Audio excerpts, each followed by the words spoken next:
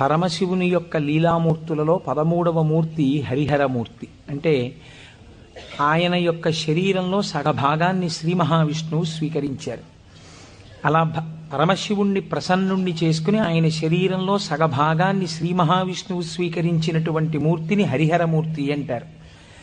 నువ్వు ఎటువంటి భక్తితో ఎటువంటి ఉపాసన చేసి శంకరుని యొక్క శరీరంలో అర్ధభాగాన్ని పొందావో ఆ ఉపాయాన్ని నాకు చెప్పవలసినది అని పార్వతీదేవి నారాయణుణ్ణి ప్రార్థన చేస్తే శ్రీమన్నారాయణుడు పార్వతీదేవికి ఉపదేశం చేసినటువంటి స్తోత్రమే శివాష్టోత్తర శతనామ స్తోత్రం.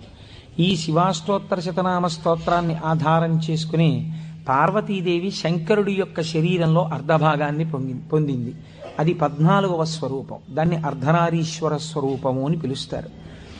మనకి కూడా కావలసింది మనుష్య జన్మ యొక్క పరమ ప్రయోజనం భగవంతుడితో ఐక్యమే కనుక శివాష్టోత్తర శతనామ స్తోత్రాన్ని ప్రదోష వేళలో చదవడం మనకి ఇహమునందు సమస్తమైన కోర్కెలని తీరుస్తుంది, పారలౌకిక సుఖమును భగవంతుని యొక్క అనుగ్రహాన్ని మన యందు ప్రసరింపచేస్తుంది.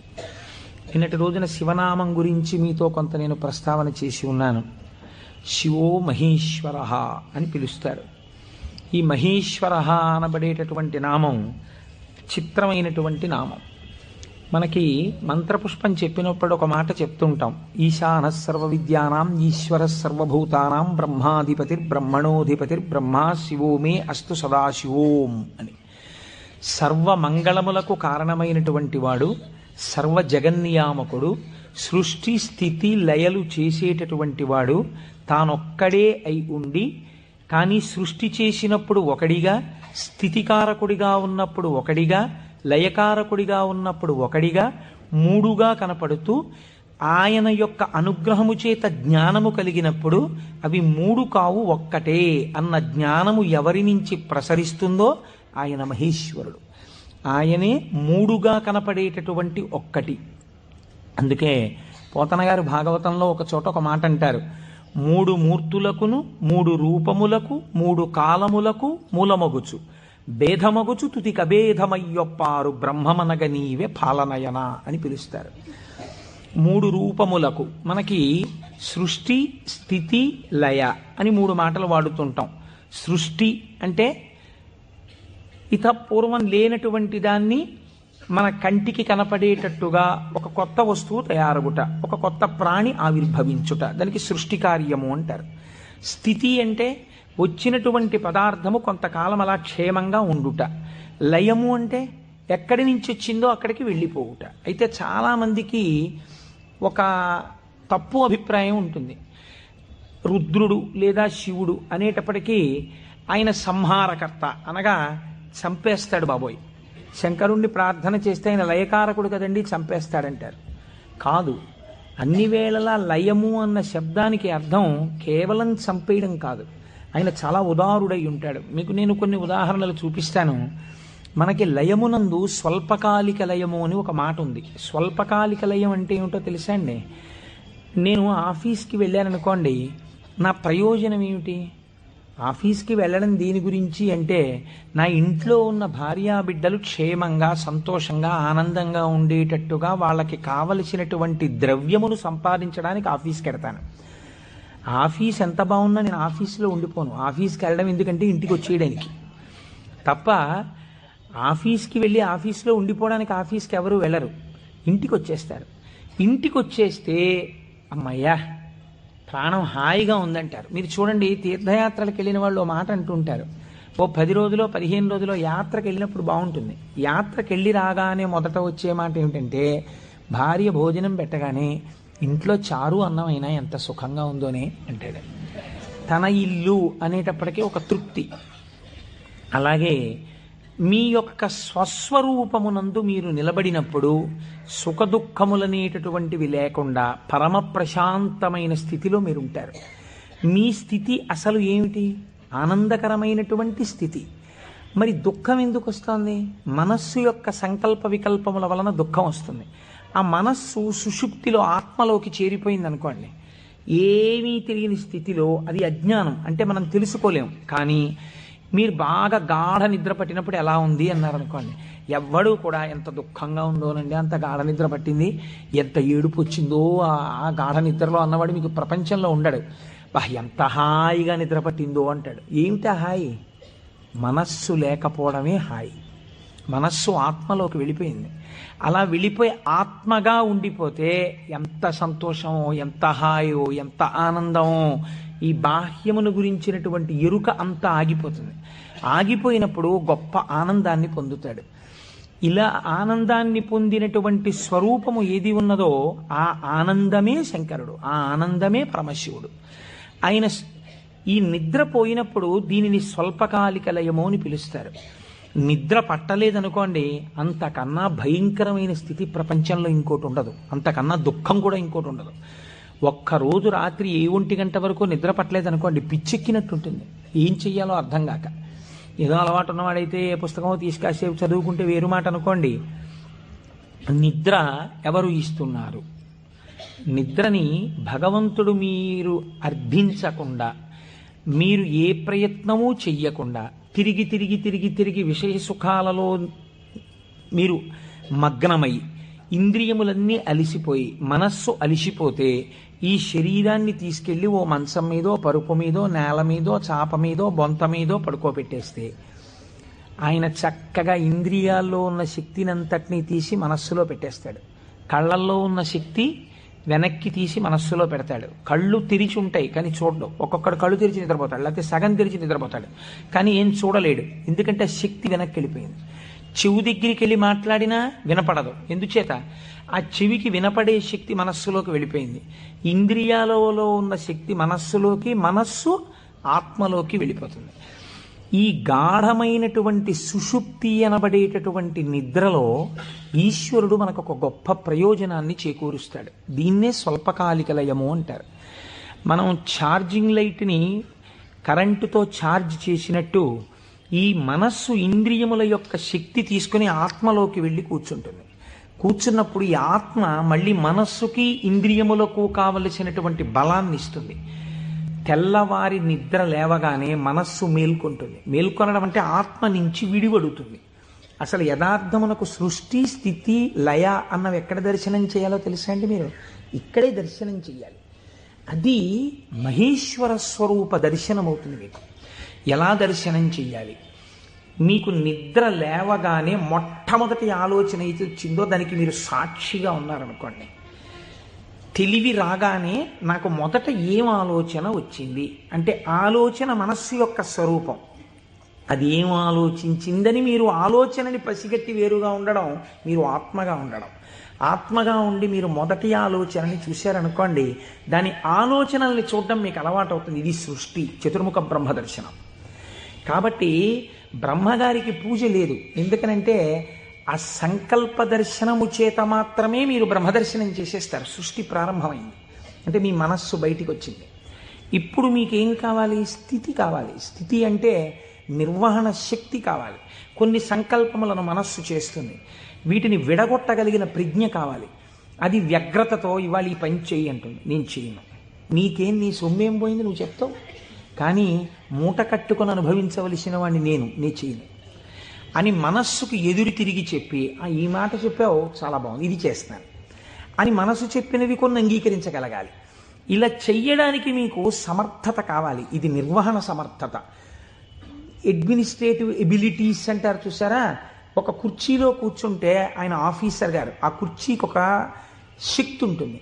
ఆ శక్తిని పొంది ఉన్నవాడు స్థితికారకుడు. స్త్రీగా చెప్తే నారాయణి అమ్మవారు, పురుషుడిగా చెప్తే శ్రీ మహావిష్ణువు. ఆయన స్థితికారుడు. కాబట్టి మీరు ప్రాతకాలమునందు తప్పకుండా విష్ణునామం చెప్పాలి.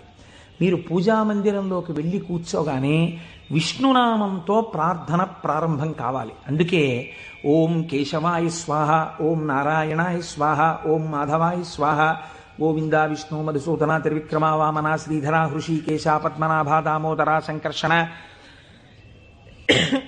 అని ఒకవేళ మనకి సరిగ్గా చెప్పడం చేత కాదేమో అని ఋషులు నిర్ణయించేశారు. అసలు పూజ ప్రారంభమే ఆచమనంతో, ఆచమనం విష్ణునామాలతో. ఆ విష్ణువు యొక్క శక్తి మీ యందు ప్రసరిస్తే మీకు సాయంకాలం వరకు ఆ ప్రజ్ఞ అలా వెడుతుంది. ఎందుకంటే జాగృతిలో ఉన్నప్పుడే మీరు ఇంద్రియాల్ని మనస్సుని ఈశ్వర స్వాధీనం చెయ్యాలి. దీనికి కావలసిన ప్రజ్ఞ, మీ ఆలోచనల్ని చక్కదిద్దుకోగలిగిన ప్రజ్ఞ మీ యందు ప్రసరిస్తుంది. కాబట్టి విష్ణు పూజతో రోజు ప్రారంభం కావాలి, విష్ణునామంతో ప్రారంభం కావాలి. తరువాత మీరు అభిషేకం చేసుకోవచ్చు, శివార్చన చేయవచ్చు. నేను అలా చెయ్యవద్దని నేను చెప్పట్లేదు. విష్ణునామంతో ప్రారంభించాలి. మనకి భగవంతుడు ఒక్కడే, కానీ మనకి ప్రయోజనం చేకూర్చడానికి అన్ని రూపాల్ని పొందాడు. రాత్రి నిద్రపోయే ముందు శాస్త్రం అంది 11 మార్లు. ఇంకా నువ్వు నామం చెప్పేసిన తర్వాత ఇక మాట్లాడకూడదు.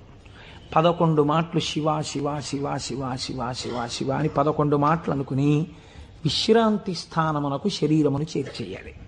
ఇక పడుకున్న తర్వాత ఇక మాట్లాడడం. ఇప్పుడు ఈ శివానుగ్రహం స్వల్పకాలిక లయం. సృష్టిని దర్శనం చేశాడు, స్థితికారకుణ్ణి ప్రార్థన చేశాడు. ఈ రోజు చేసినటువంటి పనులన్నీ మంచి పనులైతే నిద్రలో నీకు సాత్వికమైనటువంటి ఆలోచనలు వస్తాయి. సాత్వికమైన ఆలోచనలతో, చిత్తశాంతితో, భయానకమైన కలలు రాకుండా హాయిగా నిద్రపుచ్చగలిగినటువంటి స్వరూపము స్వల్పకాలిక లయమైనటువంటి పరమశివ స్వరూపము. శివనామం చెప్పి నిద్రపోతే నిద్రా సమాధి స్థితి, అది సమాధి స్థితి అవుతుంది. మళ్ళీ లేచాడు, మళ్ళీ సృష్టికర్త దర్శనం చేస్తాడు. తొలితలంపు ఏది వస్తోందో దాన్ని మీరు ఈశ్వరుడి వైపుకి తిప్పడం అలవాటు చేయాలి మనస్సుకి ప్రయత్నపూర్వకంగా.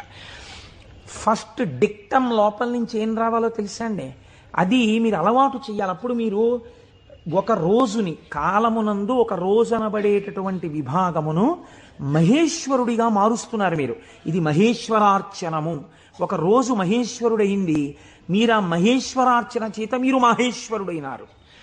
ఎలా అంటే మొట్టమొదటి ఆలోచన బయటికి వస్తూనే మనస్సుకి ఒకటి అలవాటు ఉండాలి. ఏమిటో తెలుసా అండి అలవాటు? ఇది చిత్రంగా ఉంటుంది. చిలకకి సహజ స్వభావం ఏమిటి? మీరు ఒక పంజరంలోంచి బయటికి తీస్తే ఎగిరిపోవడం. కానీ కొంతమంది చిలక ప్రశ్న అని జ్యోతిష్యం చెప్పేవాళ్ళు ఉంటారు. వాళ్ళు పంజరంలోంచి తలుపు పైకెత్తి చిలకని బయటికి పిలుస్తారు. చిలక బయటికి వచ్చి ఎగిరిపోదు. ఎగిరిపోకుండా వచ్చి అక్కడ పెట్టిన పుస్తకాలని ముక్కు పెట్టి లాగి ఒక పుస్తకాన్ని నుంచి లోపలికి వెళ్ళిపోయి కూర్చుంటుంది. ఆయన తలుపు వేయలేదనుకోండి, అది ఎగరదు, అందులోనే కూర్చుంటుంది. అదేంటి స్వేచ్ఛగా ఎగిరే చిలక ఎగరకుండా ఇలాంటి పనులు చేయడం ఏంటి అంటే ఆయన అలా తర్ఫీదు ఇచ్చాడు దానికి, అందుకని అది అలా ప్రవర్తిస్తుంది. మీరు కూడా మీ మనస్సుకి తర్ఫీదు ఇవ్వడం మీకు రావాలి. నిద్ర లేవగానే అది మొదటి సంకల్పం ఏం చెప్పాలో తెలుసా అండి? ఇప్పుడు నీ ఇంట నీ ఆరాధ్య దైవము, నీ కులదైవం ఎవరున్నారో వారు నువ్వు పడుకున్న వైపు నీ తల ఇటువైపు ఉన్నది. సాధారణంగా నిద్రపోయేటప్పుడు ఎడమ వైపుకి నిద్రపోమ్మని శాస్త్రం. నువ్వు కొంచెం ఓరగిలా పడుకుని కొద్దిగా తల కుడిపక్కకి తిప్పి నీ కన్నులు విప్పితే నీ దృష్టి ప్రసారము తిన్నగా నీ కులదేవతా స్వరూపము మీద పడుచున్నది. అది లక్ష్మీనారాయణులు కానివ్వండి, పార్వతీ పరమేశ్వరులు కానివ్వండి. నేను దాని యందు అభ్యంతర ప్రకటన చెయ్యను, ఉన్నది ఒకటే పరబ్రహ్మం. కనుక ఇది మొదటి ఆలోచన కావాలి. ఇది మనస్సుకి మీరు అలవాటు చేయాలి. అంతేకాని టైం అయిపోతోందని గడియారం వంక చూస్తూ కంగారుగా లేవడం అలవాటు కాకూడదు. మీ తల ఇలా తిప్పి మీ కళ్ళు విప్పితే మీ మొట్టమొదటి దృష్టి ఇలా చెదురుతూ బాగా నిద్రపోయినటువంటి కనులలోంచి జరిగిన మొదటి కిరణ ప్రసారము పరమేశ్వర మూర్తి మీద పడడము చేత పరావర్తనము చెంది ఆ పార్వతీ పరమేశ్వర లేక లక్ష్మీనారాయణ దర్శనము ఇక్కడ జరిగి ఈ కంటితో చూసి లేచిన తర్వాత కాలు పెట్టే ముందు మనస్సు మళ్ళీ సముద్రవసనే దేవి పర్వత స్తనమండలే అని ఒక శ్లోకం చెప్పి కిందకి దిగగానే, గురువుగారు మీరు నాకు ఉపదేశం చేశారు, మీరు చెప్పిన బుద్ధితో ఈనాటి నా రోజు గడుచుగాక అని నేల మీద పడి గురువుగారి పాదాలని ఒక్కసారి మనస్సులో ధ్యానం చేసి వారి పాదాలకి శిరస్సు తాటించి పైకి లేవడం. ఇది మీకు అలవాటైందనుకోండి, మీకు తెలియకుండా మీరు మొదటి ఆలోచన రావడానికి సాక్షి. ఇప్పుడు ఈ ఆలోచనని మీరు ఒక దిశానిర్దేశం చేస్తున్నారు. ఇది స్థితికారకత్వం. అసలు నిజంగా ఒడిసి పట్టడం. ఇలా తిప్పడాన్ని యథార్థమునకు ఒక రోజును మహేశ్వరుడిగా మార్చుట కాకుండా ఎక్కడో మహేశ్వరుడు ఉన్నాడు, ఆయన సృష్టికర్త స్థితికర్త ప్రళయకర్త. మీరెప్పటికీ సృష్టికర్త స్థితికర్త ప్రళయకర్త దర్శనం చేస్తారు? లలితా సహస్రనామంలో, లలితా అష్టోత్తరంలో అమ్మవారికి ఒక నామం ఉంది, భావనామాత్ర సంతుష్టాయై నమః. మీ భావన ఎలా ఉందో దాని చేత ఆవిడ సంతుష్టురాలవుతుంది, ఆవిడ ఆనందిస్తుంది. ఇక్కడ మీరు భావన చేస్తుంటే ఈ శక్తి అంతా ఆవిడే, ఇక్కడ ఉన్న శక్తి, ఇక్కడ ఉన్నటువంటి ప్రకృతి వికారమైన శరీరం ఆవిడే. ఇది ఆయన్ని కోరుతోంది. దీన్ని దానితో కలపాలని ఆవిడ తెర పైకెత్తుతుంది. ఇది మాయా అన్న అవనిక ఒక రోజున పైకెత్తేస్తుంది ఆవిడ. అప్పుడు మీరు దాంతో కలుస్తారు. ఇది జీవితంలో అనుసంధాన ప్రక్రియగా వెళ్ళవలసినటువంటి మహేశ్వర స్వరూపం. అంతేకాని మహేశ్వర స్వరూపం అనగా ఏదో దేవతలందరి చేత పూజింపబడువాడు, నేను దాన్ని దోషం అంటలేదు, నేను తప్పంటలేదు. కానీ మీరు అలా అనుసంధానం చేసుకుంటే అది భక్తికి బాగా పనికొస్తుంది. అందులో నేను ఎంత మాత్రము దోషమెంచను. కానీ మీకు ఇది నిత్య జీవితమునందు అలవాటులోకి తెచ్చుకోవలసినటువంటి ప్రక్రియ. మీరు ఇలా దర్శనం చేస్తూ వెళుతున్నారనుకోండి, మీ లయ పరమశివుడు. మీరు ఇప్పటిదాకా ఎవరితో కలిసి ఉన్నారు అని అడిగారనుకోండి, నిద్ర లేవగానే మీరు ధైర్యంగా చెప్పగలగాలి, నేను ఇప్పటి వరకు కైలాసమునందు పార్వతీ పరమేశ్వరులతో కలిసి ఉన్నాను. అది నా నిద్ర. ఎందుచేత? నా నిద్రని నేను అలా స్వీకరించాను పడుకోబోయే ముందు. నేను లేచినప్పుడు నేను చతుర్ముఖ బ్రహ్మ దర్శనము చేత సృష్టికర్త దర్శనమే నా యొక్క మేల్కొనుట. నా పూజామందిర ప్రవేశము స్థితికర్త యొక్క ప్రార్థన. నా నిన్నటి రోజు సృష్టికర్త, స్థితికర్త, ప్రళయకర్తల యొక్క సమాహారము, మహేశ్వర స్వరూపముగా నా చేత ఉపాసన చేయబడిన కాలము. కనుక నేనెవరినయ్యాను? మహేశ్వరోపాసన చేత నేను ఒక మహేశ్వరుడనైనాను. ఇది మీ జీవితమునందు రావలసిన ప్రక్రియ. ఇలా చెయ్యగా చెయ్యగా చెయ్యగా చెయ్యగా భ్రమరకీటక న్యాయంలో ఒకనాడు మీరు ఆ స్వరూపాన్ని పొందుతారు. ఇలా కాకుండా వేరొక రకమైనటువంటి ఆలోచనతో జీవితం వెళ్ళిందనుకోండి, వ్యగ్రతతో, అసలు మీరు ఆత్మలోంచి విడిపడడంలో మీకు కృతజ్ఞతాభావం లేదు. ఆ నిద్ర పట్టింది, లేవడం దేనికోసం? న్యూస్ పేపర్ కోసం. న్యూస్ పేపర్ తీస్తే ఏముంటుంది? న్యూస్ పేపర్కి ఎప్పుడు ఏం కావాలంటే మళ్ళీ రేపు కూడా మీరు 3 రూపాయలు ఇచ్చి కొనుక్కోవడానికి తగినటువంటి ఉద్వేగమును మీ యందు కల్పింపగలిగినటువంటి ప్రధానమైన వార్తని హెడ్లైన్స్గా వెయ్యాలి. అది పేపర్ టెక్నిక్. అంతేగాని మీ మనస్సుకి ఉల్లాసమును కల్పించేటటువంటి ఒక సాత్వికమైన విషయాన్ని తీసుకొచ్చి హెడ్లైన్స్గా వాళ్ళు ఎందుకు వేస్తారు? పేపర్ని కూడా మీరు దోషం పట్టకూడదు. అది వాళ్ళ యొక్క జీవన విధానం, అది పేపర్ యొక్క లక్షణం. అందరూ అలా కోరుకుంటున్నారు. కాబట్టి అందులో ఉద్వేగం ఉండి తీరుతుంది. ఉద్వేగము ఉండి తీరుతున్న విషయాన్ని నువ్వు ముందెళ్ళి పట్టేసుకుని పూజామందిరంలోకి వెళ్ళారనుకోండి, ఇప్పుడు మీ మనస్సు ఏమవుతుందంటే ఈ ఉద్వేగపూరితమైన విషయాన్ని మనస్సు పట్టుకుంది కాబట్టి దాన్ని పట్టుకు తిరుగుతుంటుంది. ఇక్కడ ఓం కేశవాయ స్వాహ, ఓం నారాయణాయ స్వాహ, ఓం మాధవాయ స్వాహ అంటుంటాడు. కానీ చూసా అక్కడ ఎలా అయిందో, ఎలా దెబ్బలాడుతున్నారు, ఏమిటో ఈ లోకం. ఇంకెందుకు పూజ అంటే పట్టుకోకూడని వస్తువును ముందు పట్టుకుని నువ్వు ప్రారంభం చేశావు. మనస్సు చించలమైంది. దానికి సాత్విక భావనతో ప్రారంభం చెయ్యాలి. పరమ సత్వగుణ ప్రధానుడై, స్థితికారకుడై మీ మనస్సుని ఆహ్లాదపూరితముగా ఉంచి ఈశ్వరాభిముఖం చేయగలిగిన శక్తి విష్ణు శక్తి. అందుకని విష్ణునామంతో రోజు ప్రారంభం కావాలి. కనుక ఇది మీరు నిత్య జీవితంలోకి మహేశ్వర స్వరూపాన్ని తెచ్చుకోవలసినటువంటి విధానం. ఇప్పుడు ఈ మహేశ్వరుడు మీరు మామూలుగా వాంగ్మయ రీత్యా చూసినప్పుడు ఈయన నియంత నియంత అన్న మాట నేను తేలికగా ఎందుకు వాడేశానో తెలుసా అండి? అది పౌరాణికమైన భాషలో వాడబడిన మాట కాదు. నువ్విలా ఎందుకు చేశావు అని వేరొకరు అడగలేనివాడు. ఈ ఈశ్వరుడు యొక్క స్థితి ఎలా ఉంటుందంటే, అసలు మీరు అలా అడగడానికి వస్తువును ఆయన మీకు దూరం చెయ్యాలి, మీ చేత ఏడిపించాలి. అది ఆయన తప్ప ఒప్ప? మీరు చేసిన పాపపుణ్యాలను ఆయన లెక్క రాసుకున్నాడు. నాకు వద్దు అంటే, నాకు దుఃఖం వద్దంటే చెయ్యకు పాపం. దుఃఖం వద్దనుకుంటే పాపం చెయ్యకు. ఈశ్వరుడు నీకు పుణ్యమే చేస్తే నీకు సుఖమే ఇవ్వడానికి ఆయన సిద్ధంగా ఉన్నాడు. నువ్వు బురదగుంటలో పడుకుని నాకు పన్నీటి వాసనలు కొట్టాలి నా శరీరం అంటే ఎందుకు కొడుతుంది? ఎలా కొడుతుంది? నువ్వు ఏం చేశావో దాని ఫలితాన్ని నువ్వు పొందుతుంటావు. కాబట్టి ఈశ్వరుడు నీ కంటికి కనపడి ఫలితాన్ని ఇవ్వడు, వెనక నుండి ఫలితాన్ని ఇస్తాడు. ఇదే పోతన గారు అంటారు, స్త్రీ పురుష నపుంసకమూర్తియును కాక తిర్యక అమర నరాది మూర్తియును కాక కర్మ గుణ భేద సరసత్ప్రకాశి కాక వెనుకనన్నియుతానగు విభుతలంతు. ఆ వెనకనున్న పరమాత్మ ఉన్నాడే, నేను ఆయనకి నమస్కరిస్తున్నాను అన్నారు. ఇప్పుడు చూడండి, ఆ మహేశ్వర శబ్దం గురించి అన్నారు. త్వం ఈశ్వరాణం పరమం మహేశ్వరం తం దేవతానాం పరమంచ దైవతం. దేవతలందరూ కూడా ఎవరిని ప్రార్థన చేసి నమస్కరిస్తారో, సర్వ జగత్తుని ఎవడు నియమించి పోషించి రక్షించుతున్నాడో, ఎవడు దీనిని నిలబెడుతున్నాడో, ఎవడు తనలోకి తీసేసుకుంటున్నాడో వాడే మహేశ్వరుడు. వాడు సర్వజగన్నియామకుడు, వాడు పరబ్రహ్మమై ఉన్నాడు. ఇటువంటి పరబ్రహ్మము నీకెక్కడ దర్శనమవుతుంది అని అడిగారు. చూడవచ్చా? నాకు ఎప్పుడైనా ఇలాంటి వాడిని ఒకసారి చూడాలనిపించింది అంటే శాస్త్రం అంది, మహేశ్వర దర్శనము చెయ్యడానికి మహేశ్వర దర్శనము చెయ్యాలన్న తాపత్రయము నీకు కలగాలి అంది. ఇదొక చిత్రమైన మాట అండి. మీరు కొంచెం జాగ్రత్తగా ఆలోచించండి. ఒక మహాపురుషుడు ఒక ఆయన ఉన్నాడు ఈ లోకంలో. కృష్ణావధానుల గారని ఒక ఆయన ఉన్నారు. ఆయన ఒక మహాపురుషుడు. వేదం చదువుకోవడం కాదు, చదువుకున్న వేదాన్ని నిరంతరము అనుష్ఠానములోకి తెచ్చుకున్నవారు. అంతటి మహాపురుషుడు ఆయన. అలాగా అండి, అంటే ఏం చేస్తుంటారండి అంటే, 4 ఆవుల మధ్యలో తుఫాన్ వచ్చి పాక కొట్టుకుపోతే 10,000 రూపాయలు పట్టుకొచ్చి ఎవరో ఇస్తే శివాలయం కట్టడానికి విరాళం ఇచ్చేసి, శివుడికి ముందు గుడి కట్టండి తర్వాత నేను ఉంటాను లేండని ఆవుల మధ్యలో కాపరం చేసి బతికినవాడు. అంతటి మహానుభావుడు.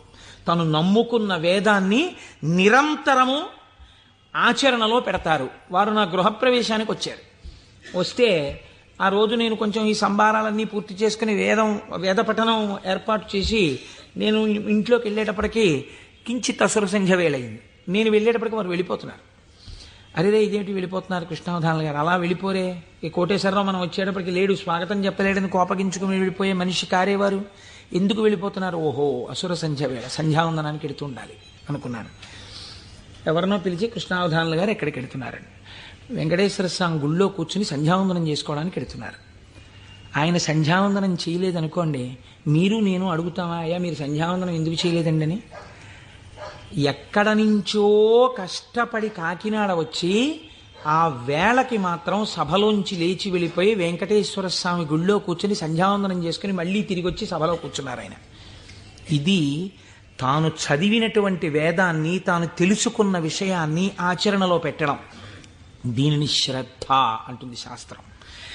నీకు చెప్పడం కాదు, నీకు అనుష్ఠాన పర్యంతమునందున్నదా, దీనికి ఎవడో చూస్తాడని కాదు, ఈశ్వరుడు సర్వసాక్షి చూస్తున్నాడన్న బెరుకు నీకుంటే ఒకడు చూసి మెచ్చుకోవాలని నువ్వు చెయ్యవు. నీ చెయ్యడం నీ విధి అని నువ్వు చేస్తావు.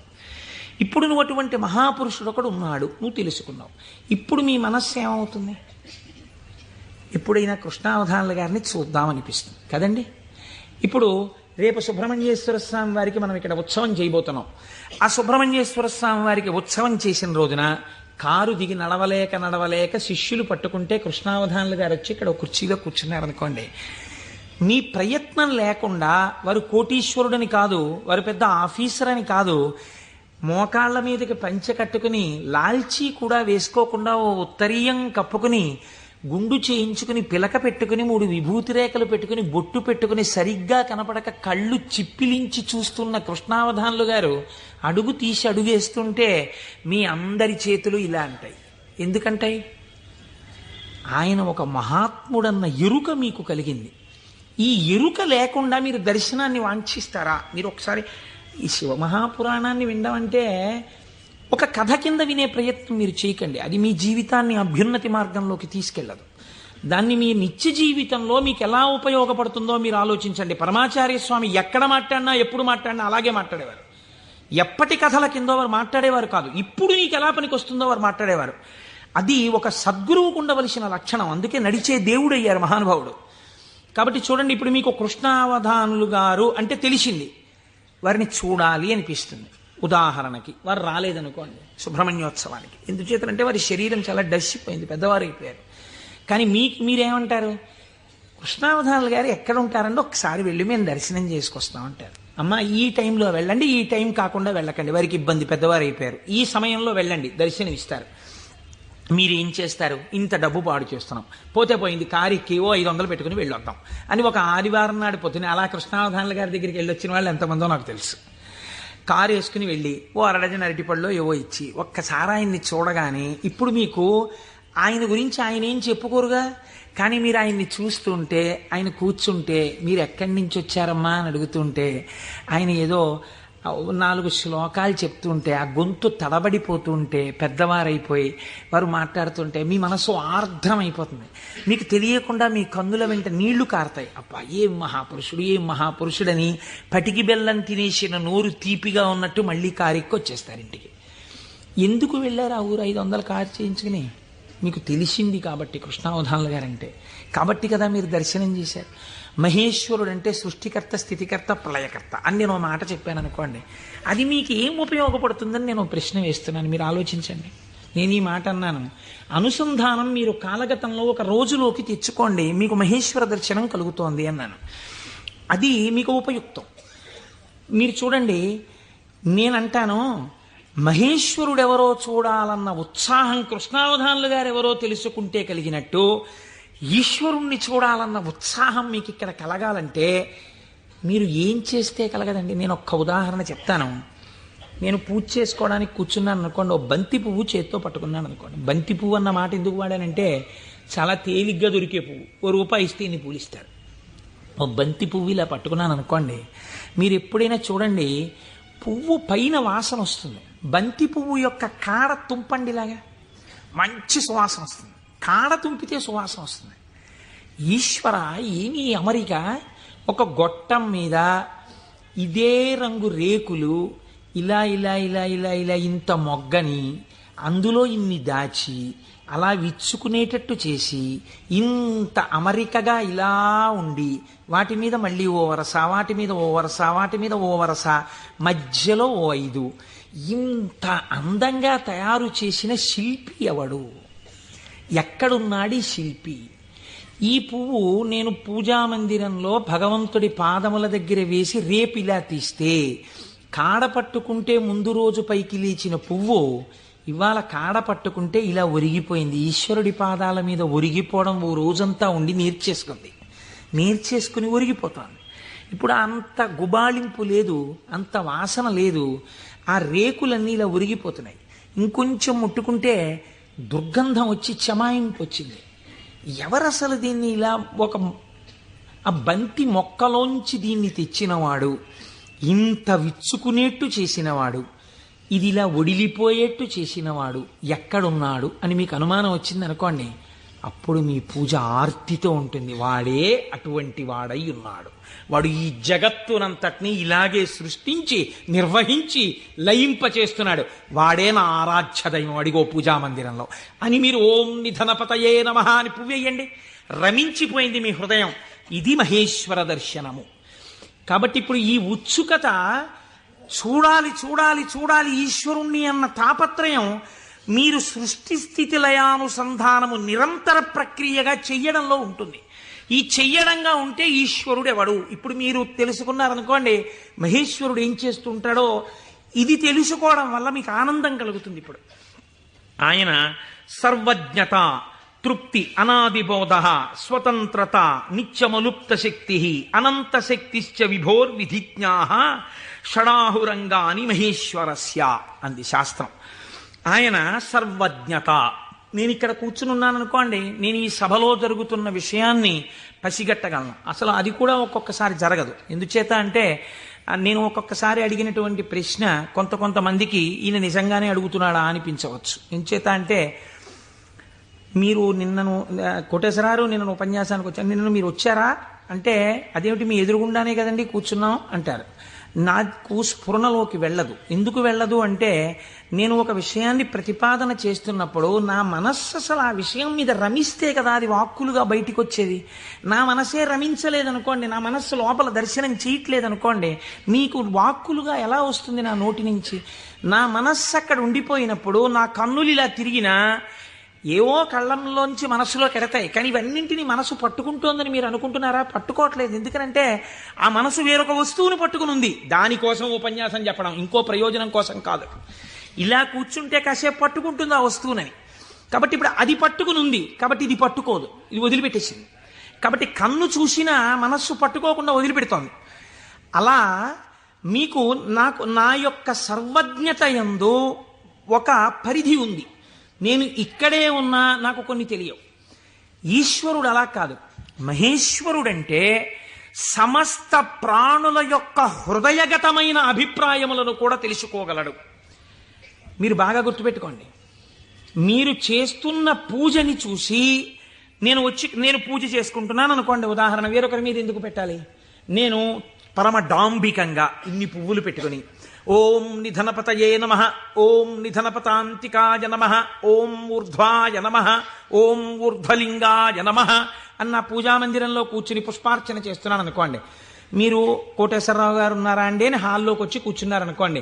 ఆహాహా, ఏం పూజ చేస్తున్నాడండి కోటేశ్వరరావు, నిజంగా ఏమి ఉచ్చారణ, ఏమి నామాలు చెప్తున్నాడు అని మీరు ఇక్కడ గబగబా సోఫాలో కూర్చున్న వారి కింద కూర్చుని కళ్ళు మూసేసుకుని, ఇప్పుడు ఆయన ఇలా పువ్వులు వేస్తుంటారు, ఇలా నామం చెప్తుంటారని మీకు ఆ నామాలు రాకపోయినా మనస్సులో ఇలా ఇలా మీ చెయ్యి అంటూ మీరు పువ్వులు వేసేస్తూ మీరు కూర్చున్నారు.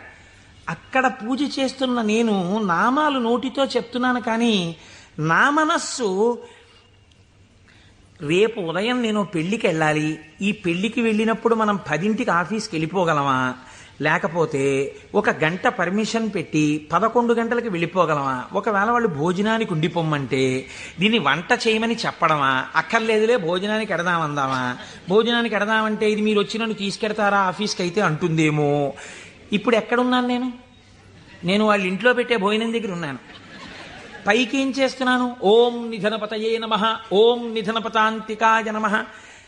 నా పూజ వింటున్నవాడు, హాల్లో కూర్చున్నవాడు ఏం చేస్తున్నాడు? ఆయన కోటేశ్వరారు ఎంత బాగా పూజ చేసుకుంటున్నారో అని తను వచ్చిన పని మర్చిపోయి తను రమించిపోయి ఇక్కడ ఈశ్వరుణ్ణి చూస్తూ ఆయన పాదాల మీద బొడ్డు మల్లెలు వేసేస్తున్నాడు. ఇప్పుడు పూజ చేసిన ఫలితం ఈశ్వరుడు ఎవరికి వేస్తాడో తెలుసా అండి? హాల్లో కూర్చుని ఆయనకి వేస్తాడు. కోటేశ్వరరావుకి ఏం వేస్తాడో తెలుసా అండి? ఆయన పూజ చేసుకునేటట్టుగా గట్టిగా నామాలు చెప్పిన ఫలితం వేస్తాడు. చూసారా? ఇది సర్వజ్ఞత. ఇది మీకు దొరకదు. మీరేమంటారు? నేను బయటకు వస్తే కోటేశ్వరరావు పూజ చేసుకున్నారంటారు. హృదయగతమైన అభిప్రాయమును పట్టగలిగిన వాడు. అందుకే శివానందలహరిలో శంకరాచార్యుల వారు మాట అన్నారు, వటుర్వా గేహీవా ఇతిరపి జటీవా తదితరో నరోవా యక్కశ్చిద్భవతు భవకింతేన భవతి యదీయం హృత్పద్మం యది భవతధీనం పశుపతేః తదీయస్త్వం శంభో భవసి భవభారంచ వహసి. నువ్వు వటువా మాకు చెప్పకు. నేను ఉపనయనం చేసుకున్న వటువునండి, ఏం కావాలి మాకైతే? నువ్వు సంధ్యావందనం చేస్తావా, గాయత్రి చేస్తావా చెప్పు. గేహీవా, నేను గృహస్థాశ్రమంలో ఉన్నాను, అయితే ఎవరికి గొప్ప? గేహీవా యతిరపి జటీవా తదితరో, అబ్బో మిగిలిన ఆశ్రమాలు ఏవైతే కానివ్వండి, మాకేమిటి గొప్ప? ఇవి కాదు. నీ మనస్సుని ఈశ్వరుడి పాదముల మీద పెట్టడం నీకొచ్చా? నీకొస్తే చెప్పు. ఈశ్వరుడు నీ వెంట పరిగెడుతున్నాడు, నీ మనస్సు అక్కడ పెట్టడానికి నువ్వు చేస్తున్నటువంటి పరిశ్రమకు పూజ అని పేరు. నీకు అది అలవాటు అవ్వడానికి పూజ చేస్తున్నావు. నువ్వు అది అలవాటు అయిపోతే ఎక్కడున్నా పూజ చేయగలవు, అంటే దాని అర్థం పూజ మానేయమని కాదు. కాబట్టి హృదయగతాభిప్రాయమును పట్టగలిగినటువంటి వాడు. ఇది సర్వజ్ఞత, స్వతంత్రత. ఇవి రెండు ముడిపడి ఉంటాయి ఈశ్వరుడితోటి. అన్నీ చూస్తుంటాడు. ఏకకాలమునందు సమస్త చరాచర జగత్తులో ఉన్నటువంటి ప్రాణుల యొక్క హృదయాంతర్గత భావములను తాను చూస్తాడు. చూసి ఆ భావముల యొక్క పరిపుష్టి చేత మోక్షాన్ని కూడా అనుగ్రహించేస్తాడు. మీకు పైకి దొరకదు, మీకు ఒక్క నాటికి పైకి చూస్తే దొరకదు. నేను మీకు దీనికి ఒక ఉదాహరణ చెప్తాను. మనం ఇవి వినటం చేతనే పరమశివుడు ప్రసన్నుడవుతాడు. పెరియ పురాణం అని మనకి నాయనార్ల చరిత్ర చెప్తుంది. అందులో శాక్య నాయనార్ అని ఒక నాయనార్. ఆయనకి గొప్ప శివభక్తి తత్పరుడు. కానీ ఆయన ఉన్నటువంటి రోజులు ఎటువంటివంటే శివుడి గురించి మాట్లాడడం కానీ, శివ అన్న నామం చెప్పడం కానీ, శివార్చన చెయ్యడం కానీ కుదరనటువంటి భయంకరమైన పరిస్థితులలో ఆనాటి రోజులున్నాయి. లోపల పరమభక్తి, శివారాధన చెయ్యాలని. కాంచీపురంలో ఉండేవాడు మహానుభావుడు. శివలింగాన్ని ఒక దాన్ని తీసుకొచ్చి రోడ్డు మీద పెట్టారు ఆ రోజుల్లో. ఈయన కోరిక ఏమిటంటే మనసులో ఒక్కసారి ఆ శివలింగం దగ్గరికి వెళ్ళి ఇన్ని పువ్వులు పట్టుకొని కాస్త 2 నామాలు చెప్ప శివలింగం మీద పూలెయ్యాలని. ఆ రోజుల్లో పరిస్థితి ఏమిటంటే శివలింగం మీద పూలు ఎవడైనా వేశాడో, శివుడికి నమస్కరించాడో ప్రళయమే. కాబట్టి ఇప్పుడు ఎలా శివ పూజ చేయడం? ఆయన ఏమించుకున్నాడంటే మార్గం, శివార్చన చేయని వాడిలా పైకి కనపడాలి, లోపల శివార్చన చేస్తున్న కోరికకి తీరాలి. అందుకని ఆయన అటుగా వెడుతూ రోజు అన్నం తినే ముందు కళ్ళంబట నీళ్లు పెట్టుకుని, శివ నీ పూజ చెయ్యకుండా ఎలా తిననయ్యా అన్నమని ఆ రోడ్డు మీద ఉన్న శివలింగం దగ్గరికి వెళ్ళి, శివుడివా నువ్వు శివుడివా అనో రాయి తీయడం. ఇంత పెద్ద చామంతి పువ్వు నా చేత్తో పట్టుకున్నాను అనుకుని శివట నిలబడేసేవాడు. లోపల చామంతి పువ్వు వేశాను, శివుడివా అని మళ్ళీ ఇలా తీయడం, శివ అని మళ్ళీ ఇలా ఓ రాయేయడం. ఇంత బొడ్డు మల్లె వేశాను. పరమశివుడి పాదాల మీద ఏం పడ్డాయో తెలుసా అండి? చామంతి పూలు, మల్లెపూలు పడ్డాయి. చూసే వాళ్ళందరూ ఏమనుకున్నారో తెలుసా అండి? వీడురా అసలు నిజంగా మన మాట వింటున్నవాడు, చూసావా శివలింగం మీద రాళ్ళు వేస్తున్నాడు వీడు, వీడిని మనం చాలా గౌరవంగా చూడాలనుకున్నాం. లోకానికి అర్థం అవుతుందా, శివుడికి అర్థం అవుతుందా? శివుడికి అర్థం అవుతుంది. ఇది శాక్యనాయనార్ జీవితం, ఇంతే ఆయన పూజ. ఇది ఆర్తిలోంచి వచ్చిన పూజ. ఒకరోజు ఆయన అన్నం తినడానికి కూర్చున్నాడు, భార్య వడ్డించింది. వడ్డిస్తే అన్నం తినబోయాడు. శర్వహ అనో నామం జ్ఞాపకానికి వచ్చింది. ఈ అన్నం నాకు పెట్టినవాడు శంకరుడు, లోపలికెడితే జీర్ణం చేస్తున్నవాడు శంకరుడు, అగ్నిని ఆదేశించి అన్నాన్ని ఉడికేటట్టుగా నా ఇంట పాచకుణ్ణి చేసినవాడు శంకరుడు, నీటిగా ఈ అన్నం ఉడికేటట్టు కలిసినవాడు శంకరుడు. నేను శంకరుణ్ణి, నేను పశువు తిన్నట్టు ఈ అన్నం తినడానికి వచ్చాను. ఇవాళ శివలింగం మీద 4 పువ్వులు వేయడం మర్చిపోయానని అన్నపు పళ్ళెం దగ్గర లేచి భార్యకి చెప్పకుండా పరుగున శివలింగం దగ్గరికి వెళ్ళాడు. పూజ చేయకూడదు, పరిస్థితులు ఎలా ఉన్నాయి? నిలబడి 4 రాళ్ళు తీసి శివుడివా అని మళ్ళీ వేశాడు. వేస్తూ ఇంతకన్నా చెయ్యలేకపోతున్నానయా అని కన్నుల నీరు కార్చాడు. వెంటనే ఈశ్వరుడు ఆయనకి నటరాజమూర్తిగా సాక్షాత్కరించి తనలోకి కలిపేసుకున్నాడు. ఇప్పుడు మీరు చెప్పండి, శాక్యనాయనార్ జీవితంతో మీకేమర్థం అవుతోంది? మహేశ్వరుడన్న శబ్దం చేత మీ సంకల్పములను, మీ హృదయ శుద్ధిని, మీ చిత్తశుద్ధిని చూడగలిగినవాడు. ఇది ఆయన స్వతంత్రత. ఇప్పుడు మీరు బాహ్యంలో ఆయన లోపల చేసింది మీకు తెలియదు. అంటే శంకరుడి మీద రాళ్లు వేసినటువంటి వాడికి మోక్షం ఇచ్చినవాడు శంకరుడు అని మీరు సిద్ధాంతం చేశారనుకోండి, మీరు నేను అలా వేస్తే ప్రమాదాలు వస్తాయి. కాబట్టి లోపల ఏ భావనతో ఒక్క రాయి వేసినా దాన్ని భావనకి అనుగుణంగా తీసుకుని ఉద్ధరించి, చాలు పొంగిపోయాను రా నీ భక్తికని అన్నం విడిచిపెట్టి 4 రాళ్లతో పూజ చేసిన వాడికి మోక్షం ఇచ్చినవాడు. ఇలా చేస్తే మోక్షం ఇవ్వాలని ఏమైనా రూల్ ఉందా? అలా నియమాలు ఏమి ఉండవు. ఈశ్వరుడి స్వతంత్రత, ఆయన ఇయ్యగలడు. ఇది మహేశ్వర శబ్దము చేత ప్రతిపాదింపబడుతుంది. ఇది ఆయన శక్తికి లోపం ఉండదు. ఆయన ఇది చేశాడు కాబట్టి ఇంక ఇది చెయ్యలేడని మీరు చెప్పలేరు. ఆయన శక్తి క్షీణించిపోయిందండి, ఆయన అలిసిపోయాడండి, అలా ఏం ఉండదు. నిరంతర ఉత్సాహముతో ఉంటాడు. ఎప్పుడూ ఆయన శక్తి క్షీణించడం అన్నది ఉండదు. అటువంటి వాడెవడో సర్వజ్ఞత, తృప్తి అన్న మాట ఎప్పుడు వస్తుందండి? మీరు చూడండి, ఒక ఆయనకి పెద్ద బంగళా ఉంది, కానీ ఆయన ఎప్పుడు ఎక్కడ కూర్చుని ఉంటారంటే ఆ ఇంటి పెరట్లో ఓ చక్కటి పూలతోట ఉంది, అందులో ఆయన ఒక ఈజీ చైర్ వేసుకుని అందులో కూర్చుని ఉంటారు ఎక్కువ. మా దొరగారు ఎక్కువగా వేప చెట్టు కింద కూర్చుని ఉండేవారు. వేప చెట్టు కింద కూర్చుని దొరగారు ఉన్నారు కాబట్టి దొరగారు ఇంట్లో ఉండడానికి అవకాశం. ఐశ్వర్యవంతులు శిష్యులున్నారు. ఏమిటి ప్రారంధం? ఇన్ని కన్నాలతో ఉన్నటువంటి తువ్వాలతో ఎలా తుడుచుకుంటున్నారు? మీకు ఒక మంచి తువ్వాలే కొనివ్వలేమా అన్నారంటే ఆయన అన్నారు, ఎవరు చెప్పారు మీకు నా తువ్వాలు కన్నాలతో ఉందని? సహస్రాక్షుడే నా తువ్వాలు, ఇంద్రుణ్ణి తువ్వాలుగా తుడుచుకుంటున్నాను, అందుకే చూడండి దానికి 1000 కళ్ళుంటాయి అన్నారు. ఇది తృప్తి. తనకిది లేదన్న భావన ఉండదు. అంతా నాది కాంతి ఏమిటన్న భావనతో బతుకుతారు పెద్దలు. కాబట్టి అటువంటి తృప్తి మహేశ్వరుడి సొత్తు. కాబట్టి ఇటువంటి స్వతంత్రత, ఇటువంటి శక్తి కలిగిన వాడు ఏదైనా చేయగలడు. ఇక్కడ మనకి ఒక అనుమానం వస్తుంది, ఏమన్నా అంతా బాగుంది కానీ మనందరికీ ఎందుకండి అలా కనపడదు మరి? మనందరికీ కూడా అలా తెలిసిపోయి హాయిగా భావన లోపల నాటుకుపోయింది అనుకోండి, ఇంకా మనందరం మీరు చెప్పేది ఏముంది, రేపు పొద్దున్న నుంచి మీరు కింద కూర్చోండి మేము అందరం చెప్తాం ఆ పతంజలి చెప్పినట్టు 1000 నాలుకలతోటి. అంటే మరి ఎందుకు నిలబడదు? ఇది మీరు చాలా జాగ్రత్తగా కనిపెట్టవలసినటువంటి రహస్యం శాస్త్రంలో. మాయినంతు మహేశ్వరం, ఆయన మాయ ఆయనని చూడకుండా మిమ్మల్ని అడ్డగిస్తుంది. ఆ మాయ ఆయన అనుగ్రహం చేతనే తొలగుతుంది. మాయ అంటే ఉన్నదా లేనిదా? ఉన్నట్టు కనపడి లేనిది. అది చిత్రం. అది ఎవరిది? ఈశ్వరుడిదే. ఈశ్వరుడిదే అయిన మాయ ఈశ్వరుణ్ణి కనపడకుండా చేస్తుంది. ఏమిటండి మీ మాటలు అయోమయంగా ఉన్నాయి? నేను మీకు ఉదాహరణ చెప్తాను. మేఘం ఎవరి వలన వచ్చింది? సూర్యుడి వలనే వచ్చింది. సూర్యుడు సముద్రములో ఉన్నటువంటి నీటిని లాగాడు. నీటిని లాగితే నీటి ఆవిరిగా వచ్చి మేఘం ఏర్పడింది. ఈ మేఘం సూర్యుడికి అడ్డొచ్చింది. ఇప్పుడు సూర్యుడు కనపడ్డా? కనపడ్డ మేఘం అడ్డొచ్చేసింది.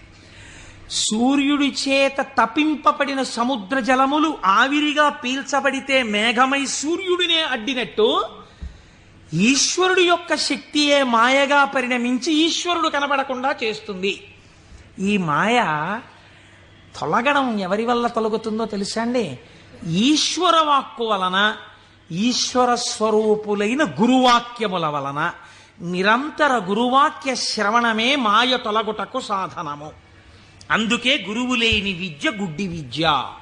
ఆ గురువు అనుగ్రహం ఉంటే తప్ప మాయ తొలగదు. ఈ మాయ చిత్రంగా ఉంటుంది. ఎంత చిత్రంగా! మాయ యొక్క స్వభావమేమి మీకు తేలిక మాటల్లో చెప్పాలంటే, ఇప్పుడు నేను దాని గురించి పెద్ద చర్చ చెయ్యకుండా చెప్పాలి అంటే, మాయ వలన వచ్చేటటువంటి ఉత్తర లక్షణము కామక్రోధములు. ఎందుచేత? వెంటనే ఈశ్వరుడితో ఉన్నటువంటి పట్టు విడిచిపెట్టేసుకుని తన యందు పెట్టేసుకుని ఈశ్వర దర్శనమాగి ఇదంతా నా ప్రజ్ఞ అంటాడు. అనగానే మాయ ఏర్పడిపోయిందనమాట. అంతే. ఏర్పడి కామక్రోధములతో కొట్టుమిట్టాడుతుంటాడు. మీరు ఒక్క విషయం, నేనిప్పుడు ఒక విషయాన్ని చెప్పబోయే ముందు నేనిప్పుడు శివమహాపురాణంలోంచి ఒక ఆఖ్యానాన్ని అనుసంధానం చేయబోతున్నాను. ఇది చెప్పబోయే ముందు నేను ఒక విషయం చెప్పకుండా మొదలు పెడితే ఒక ప్రమాదం ఏర్పడేటటువంటి అవకాశం ఉంది. ఒక 95 సంవత్సరాల వృద్ధుడు అలా వెళ్ళిపోతూ ఉపన్యాసం అయిపోయిన తర్వాత ఒక ఆటో కింద పడబోయారనుకోండి. చూసిన వాళ్ళు, అయ్యయ్యో తాతగారు అదేంటండి అలా ఆటో కనపడలేదా మీకు అంత లైట్ వేస్తే? అంటే బాబు కళ్ళు డాజిల్ అయిపోయాయా, కనపడలేదు, పడిపోయాను అన్నారు అనుకోండి. మీరు ఏంటంటారు? గబగబా ఎత్తి తీసుకొచ్చి పక్కన కూర్చోబెట్టి, తాతగారు ఏమైనా దెబ్బలు తగిలాయా అండి అని ఆటో పిలిచి మాట్లాడి వారిని వారి ఇంటికి పంపిస్తారు. నాలాంటి ఒక దుఃఖపోతూ ఇలా అడ్డు పెట్టి ఆటో కింద పడ్డాడు అనుకోండి, మీరేమంటారు?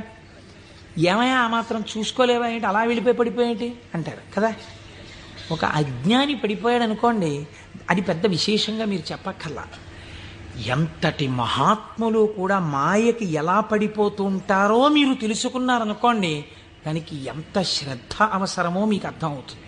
కాబట్టి అలాంటివి చెప్పేటప్పుడు ఏ కోటేశ్వరరావు లాంటి వాడో కామమునకు వశుడైనాడు, క్రోధమునకు వశుడైనాడు అని చెప్తే అది పెద్ద విశేషం ఏంటంటే వాడు మా లాంటి వాడే అంటారు. కాదు, ఒక మహాపురుషుడు అలా వశుడైనాడు అనుకోండి. అందుకే వాళ్ళు మహాత్ములు ఎవరు తమ జీవితంలో సంఘటనలు దాచరు, రాసేస్తారు. మహాత్మా గాంధీ గారు జీవితంలో ఆటోబయోగ్రఫీ రాసుకున్నప్పుడు చెప్పుకున్నారు, చంద్రశేఖర పరమాచార్య స్వామి 73వ ఏట ఇప్పటికీ నన్ను ఆశ అప్పుడప్పుడు పట్టుకునే ప్రయత్నం చేస్తూ ఉంటుందని చెప్పుకున్నారు. మహాత్ములు దాచరు. కనుక చూడండి, శివమహాపురాణం మీకు ఈ జ్ఞానాన్ని ఉపదేశించడానికి ఒక అద్భుతమైన ఘట్టాన్ని తీసుకొచ్చి బోధ చేసేటటువంటి ప్రయత్నాన్ని ప్రారంభం చేస్తోంది. ఒకానొక సమయంలో నారద మహర్షి హిమవత్ పర్వతము యొక్క క్రింది భాగమునందు గంగానది ప్రవహించేటటువంటి ప్రాంతంలో పరమశివుడు ఎక్కడ కూర్చుని తపస్సు చేశాడో అటువంటి గుహలో కూర్చుని పరబ్రహ్మమును గూర్చి తపస్సు చేశాడు. తపస్సు చేస్తున్నప్పుడు ఇంద్రుడు మన్మధుణ్ణి పిలిచి ఒక మాట చెప్పాడు. తపస్సు చేస్తున్నాడా? తపస్సు అంటే భగవంతుని యందు మనస్సు లగ్నమై ఉండాలి. అది చంచలమవుతుందా లేదా పరీక్ష చేస్తుంటారు. కనుక నువ్వు వెళ్ళి వికారములను ఇంద్రియములకు చూపించి వశుడవుతాడేమో చూడమన్నారు.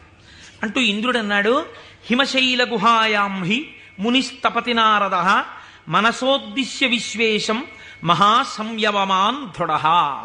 అడిగోనయ్యా, మహాసంయమవాన్ సంయమి అయినటువంటి నారద మహర్షి తపస్సు చేస్తున్నాడు. మన్మథ, నువ్వు అక్కడికెళ్ళి ప్రలోభ పెట్టి ఆయన తపస్సు భగ్నమయ్యేటట్టుగా చూడు. అగ్నియందు తప్తమైతే కదండి బంగారానికి కాంతి.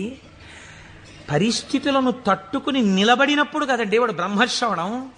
కాబట్టి ఆ తపస్సుకి విఘ్నం పెట్టడం, ఆ తపస్సు సిద్ధించడానికి బాగా పుటం పెట్టడమే నా దృష్టిలో. ఇప్పుడు మన్మధుడు వెళ్ళాడు, ఏదో ప్రయత్నం చేశాడు, ఆయన ఏం లొంగలేదు. నారద మహర్షి యొక్క తపస్సు సఫలీకృతమైంది. ఆ తపస్సు పూర్తి చేసి ఆయన బయటికి వచ్చారు. చిత్రం చూడండి, ఇంతసేపు అన్నిటినీ విడిచిపెట్టి ఒక గుహలో కూర్చొని పరబ్రహ్మానుసంధానం చేసి గొప్ప తపస్సు చేసినటువంటి నారద మహర్షి ఎక్కడికి వెళ్ళారు? ఎవరి గురించి తపస్సు చేశారో వారిని సాకారముగా చూడ్డానికి కైలాస పర్వతానికి వెళ్ళారు. వెళ్ళి ఏమని చెప్పాలి? ఈశ్వర, మీ అనుగ్రహం నా చేత తపింపచేసి తపస్సునందు నాకు సాక్షాత్కరించి నాకు జ్ఞానభిక్ష పెట్టారని చెప్పాలి. కానీ ఆయన వెళ్ళి అన్నాడు, ఇది మాయ కమ్మడం అంటే ఎంత గమ్మత్తుగా ఉంటుందో చూడండి. ఈశ్వర, హిమవత్ పర్వత ప్రాంతంలో ఉన్నటువంటి గుహలో కూర్చుని నేను తపస్సు చేశాను. మన్మధుడు వచ్చి నా మీద బాణాలు వేసే ప్రయత్నం చేశాడు. కానీ నేను ఆ మన్మథ బాణములను లెక్క పెట్టలేదు. కామమును జయించాను అంటే ఈశ్వరుడు చేసిన పని నేను చేశానని చెప్పుకోవడం సోత్కర్ష. కాబట్టి నేను కామమును జయించాను, జయించి నేను తపస్సు యందు సిద్ధిని పొందాను అన్నాడు.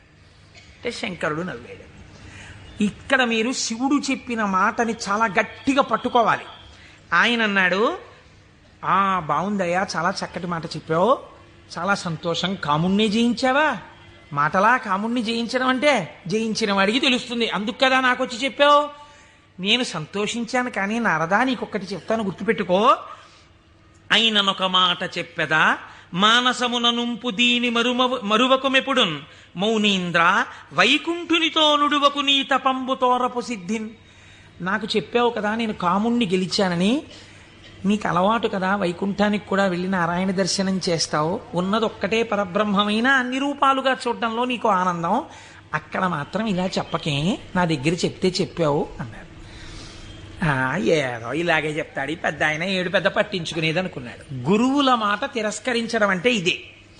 అనుష్ఠానములోకి రాని విద్య, అది శ్రవణమునకు పనికొస్తుంది అంతే. సినిమా కథలా ఎందుకది? అనుష్ఠానంలో పెట్టినప్పుడు ఎందుకు ఇంకా వేదాంత విద్య? ఇప్పుడు ఆయన బయలుదేరి ఎవరి దగ్గరికి వెళ్ళాడు? ఈయన దగ్గర నుంచి ఆయన దగ్గరికి వెళ్ళేటప్పుడు మధ్యలో తండ్రి గారు సృష్టికర్త దగ్గరికి వెళ్ళాడు. ఎవరు అసలు కాముణ్ణి గెలిచాడో ఆయన దగ్గరికి వెళ్ళి నీతో నేను ఈక్వల్ స్టేటస్ పొందానని చెప్పడం సంతోషం. అందులో ముందు శివుడి దగ్గరికి వెళ్ళాడు, తర్వాత నాన్నగారికి చెప్దాను లేని తండ్రి గారి దగ్గరికి వెళ్ళాడు. ఈ మాట నువ్వు శ్రీమన్నారాయణుడికి చెప్పకేం వైకుంఠంలో అన్నదాన్ని అసలు లక్ష్యమే పెట్టలేదు. అందుకని బ్రహ్మగారి దగ్గరికి వెళ్ళి ఈ మాట అడగలేదు. ఎందుకండి శివుడు ఇలా అన్నాడు అని అడగలేదు. అడగకుండా వెళ్ళి మళ్ళీ ఇదే చెప్పాడు బ్రహ్మగారి దగ్గర. నాన్నగారు నేను తపస్సు చేశానండి, మన్మధుడు వచ్చి బాణాలు వేశాడండి, అయినా నేను చెల్లించలేదండి, కాముణ్ణి గెలిచాను, తపస్సు యందు సిద్ధిని పొందాను అన్నాడు. అంటే బ్రహ్మగారు అన్నాడు, ఊరే నాన్న అలా అనకూడదురా, నేను నీకో మాట చెప్తాను విను. మున్నట శంకరుండు తపముల్ ఒనరించుచున్న మన్మధుండన్నిటలాక్షు గెల్వచని అంతము చెందే తదీయదేవి ఆ పన్నగ భూషణం కొలిచి భర్తననుంగునిగాగనుందే ఆ పుణ్యపు భూమి శాంకర విభూతి జయించితి నీవు కాముని. నువ్వు ఎక్కడ కూర్చుని తపస్సు చేశావో అక్కడ ఇతపూర్వం పరమశివుడు కూర్చుని తపస్సు చేశాడు. అక్కడికి మన్మధుడు వస్తే ఆయన తన మూడవ కంటి మంట చేత మన్మధుణ్ణి కాల్చేశాడు. మన్మధుడు బూడిదైపోయాడు. రతీదేవి ప్రార్థిస్తే వేరొక రూపంతో నీ భర్త నీకు కనపడతాడని వరం ఇచ్చాడు. ఆ ప్రాంతంలో మన్మథ బాణములు పనిచెయ్యకపోవడానికి కారణం ఇతపూర్వం శంకరుడు తపస్సు చేయడం. అక్కడికెళ్ళి కూర్చుని నువ్వు తపస్సు చేసి నేను గెలిచానంటావేమిటి? అలా చెప్పకూడదు, తప్పది. అందుకని నేను కాముణ్ణి గెలిచాననుకో, నువ్వు కాముణ్ణి గెలవడానికి కారణము ఇతపూర్వము ఈశ్వరుడు అక్కడ తపించుట. అది శివప్రజ్ఞ, నీ ప్రజ్ఞ కాదు, నువ్వు అలా అనకు అన్నాడు. అంటే మనం ఏదైనా సాధిస్తే ఇది ఈశ్వరానుగ్రహము చేత సాధింపబడినది అనాలి. అంతేకాని నారదుడు తప్పు చేశాడని మనం ఇంటికి వెళ్ళిపోతే ఇంకెందుకు? ఆయనకి తీర్పు చెప్పడానికి మనం అక్కర్లేదు. మనం కూడా ఏదైనా సాధించినప్పుడు ఇది ఈశ్వరానుగ్రహముతో సాధింపబడినది అన్నమాట మాత్రమే వాడాలి తప్ప మన యందు నిక్షేపించుకోకూడదన్నని. బ్రహ్మగారు ఈ మాట చెప్తే, ఏమిటో నాన్నగారు కూడా ఇలాంటి మాటలన్నీ చెప్తారు, శంకరుడు తపస్సు చేస్తే మాత్రం నా మీద బాణాలు ఇస్తే నేను తట్టుకున్నానా లేదా? ఆయన చెప్పద్దని చెప్పాడు, విష్ణుమూర్తికి చెప్పకి ఈ మాట అన్నాడు. ఎందుకని మీరు బాగా గుర్తించాలి. శాంభవీ మాయ, వైష్ణవ మాయ అని 2 మాటలు వాడతారు. పరమశివుడి భార్యగా శాంభవి ఏ మాయ స్వరూపంలో ఉంటుందో అదే వైష్ణవ మాయగా ఉంటుంది పురుష స్వరూపంతో ఉంటే. నువ్వు ఈ మాటలు చెప్తే నీకు బాగా అనుభవంలోకి వచ్చేటట్టు ఒకసారి దింపి పైకెత్తుతాడు, బాగా అనుభవంలోకి వస్తుంది, కొత్త కథ వస్తుంది. ఎందుకు వచ్చింది అక్కడ చెప్పకని చెప్పాడు ఆయన. పెద్ద బుద్ధితో చెప్పాడు, వినాలి కదా ఆయన. ఆయనకి మాయలో దిగి ఓసారి తొట్టుపడ్డమే బాగా నచ్చింది. మన బుద్ధి నారదుడి మీద పెట్టి చెప్పకూడదు, ఆయన మహానుభావుడు. నారదుడంటేనే జ్ఞానం, అంతటి వాడికి తప్పలేదు మాయ. ఇప్పుడు ఆయన వైకుంఠానికి వెళ్ళాడు. వైకుంఠానికి వెళ్ళి గబగబా ఎదురొచ్చి, ఏమిటి నారదా ఈ మధ్య కనపట్టలేదు అని ఎదురొచ్చాడు నారాయణుడు. ఎదురొస్తే, ఏం చెప్పమంటారు స్వామి, నేను తపస్సు చేశాను, మన్మధుడొచ్చి నా మీద బాణాలు వేశాడు, నేను చెల్లించలేదు, నేను తపస్సునందు సిద్ధి పొందానన్నాడు.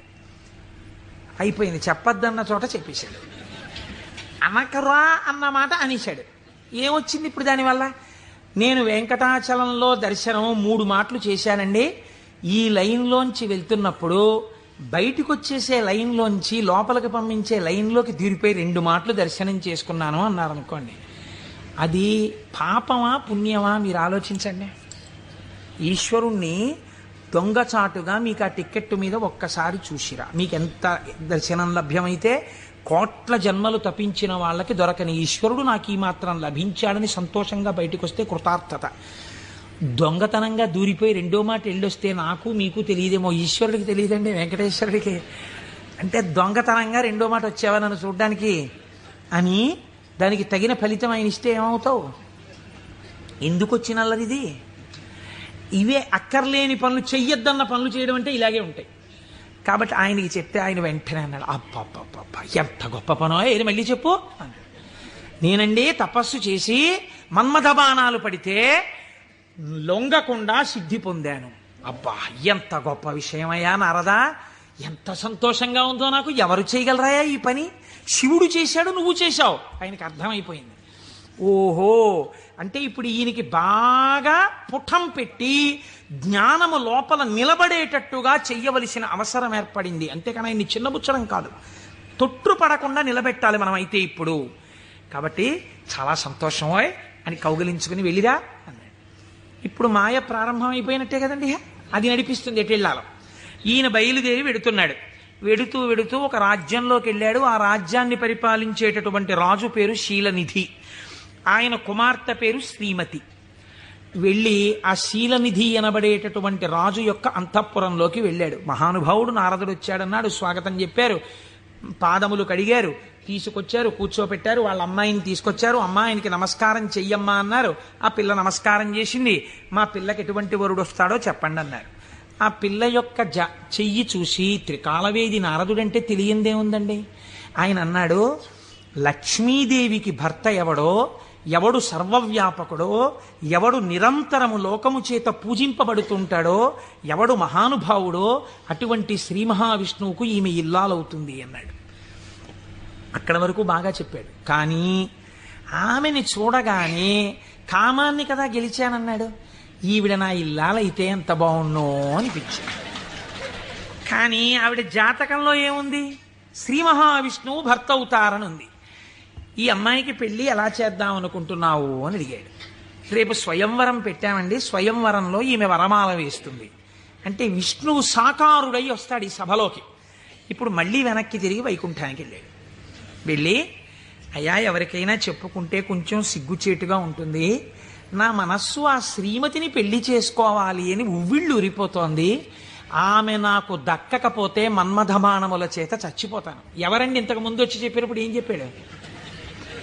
మన్మథబాణములను గెలిచి తపస్సునందు సిద్ధి పొందానని చెప్పినవాడు వెనక్కి తిరిగి వెంటనే వచ్చి చెప్తున్నాడు ఇది మాయా అంటే. చూడండి, ఆమె నా ఇల్లాలు కాకపోతే నేను మన్మథబాణములకు చచ్చిపోతాను. నన్ను బతికించవయ్యా, నేను బతకాలంటే నీ రూపం నాకు రావాలి, నీ రూపం నాకు వస్తే ఆమె నా మెళ్ళలో మాల వేస్తుంది, అప్పుడు పెళ్లి చేసుకుంటాను, అందుకని నీ రూపం నాకు ఇవ్వా అని అడిగాడు. అడిగితే ఆయన మహానుభావుడు శ్రీ మహావిష్ణువు, ఆయన ఎంత చమత్కారం చేశాడో చూడండి. హరియొసగెన్మునిక మనోహరమగు తన మేని రూపు నర్రు వరుకు బైహరి శిరసున్ కూరిచే, ఇది అరయక ముని కూరుచుండె అచట మురియుచున్. హరి శరీరాన్ని ఇచ్చాడు, హరిశిరస్సుని ఇచ్చాడు. హరి అంటే రెండు అర్థాలు. హరి అంటే పాపములను హరించే శ్రీ మహావిష్ణువు, హరి అంటే కోతి. హరి శరీరాన్ని కింద వరకు ఇచ్చాడు, కోతి తలకాయని పైనిచ్చాడు.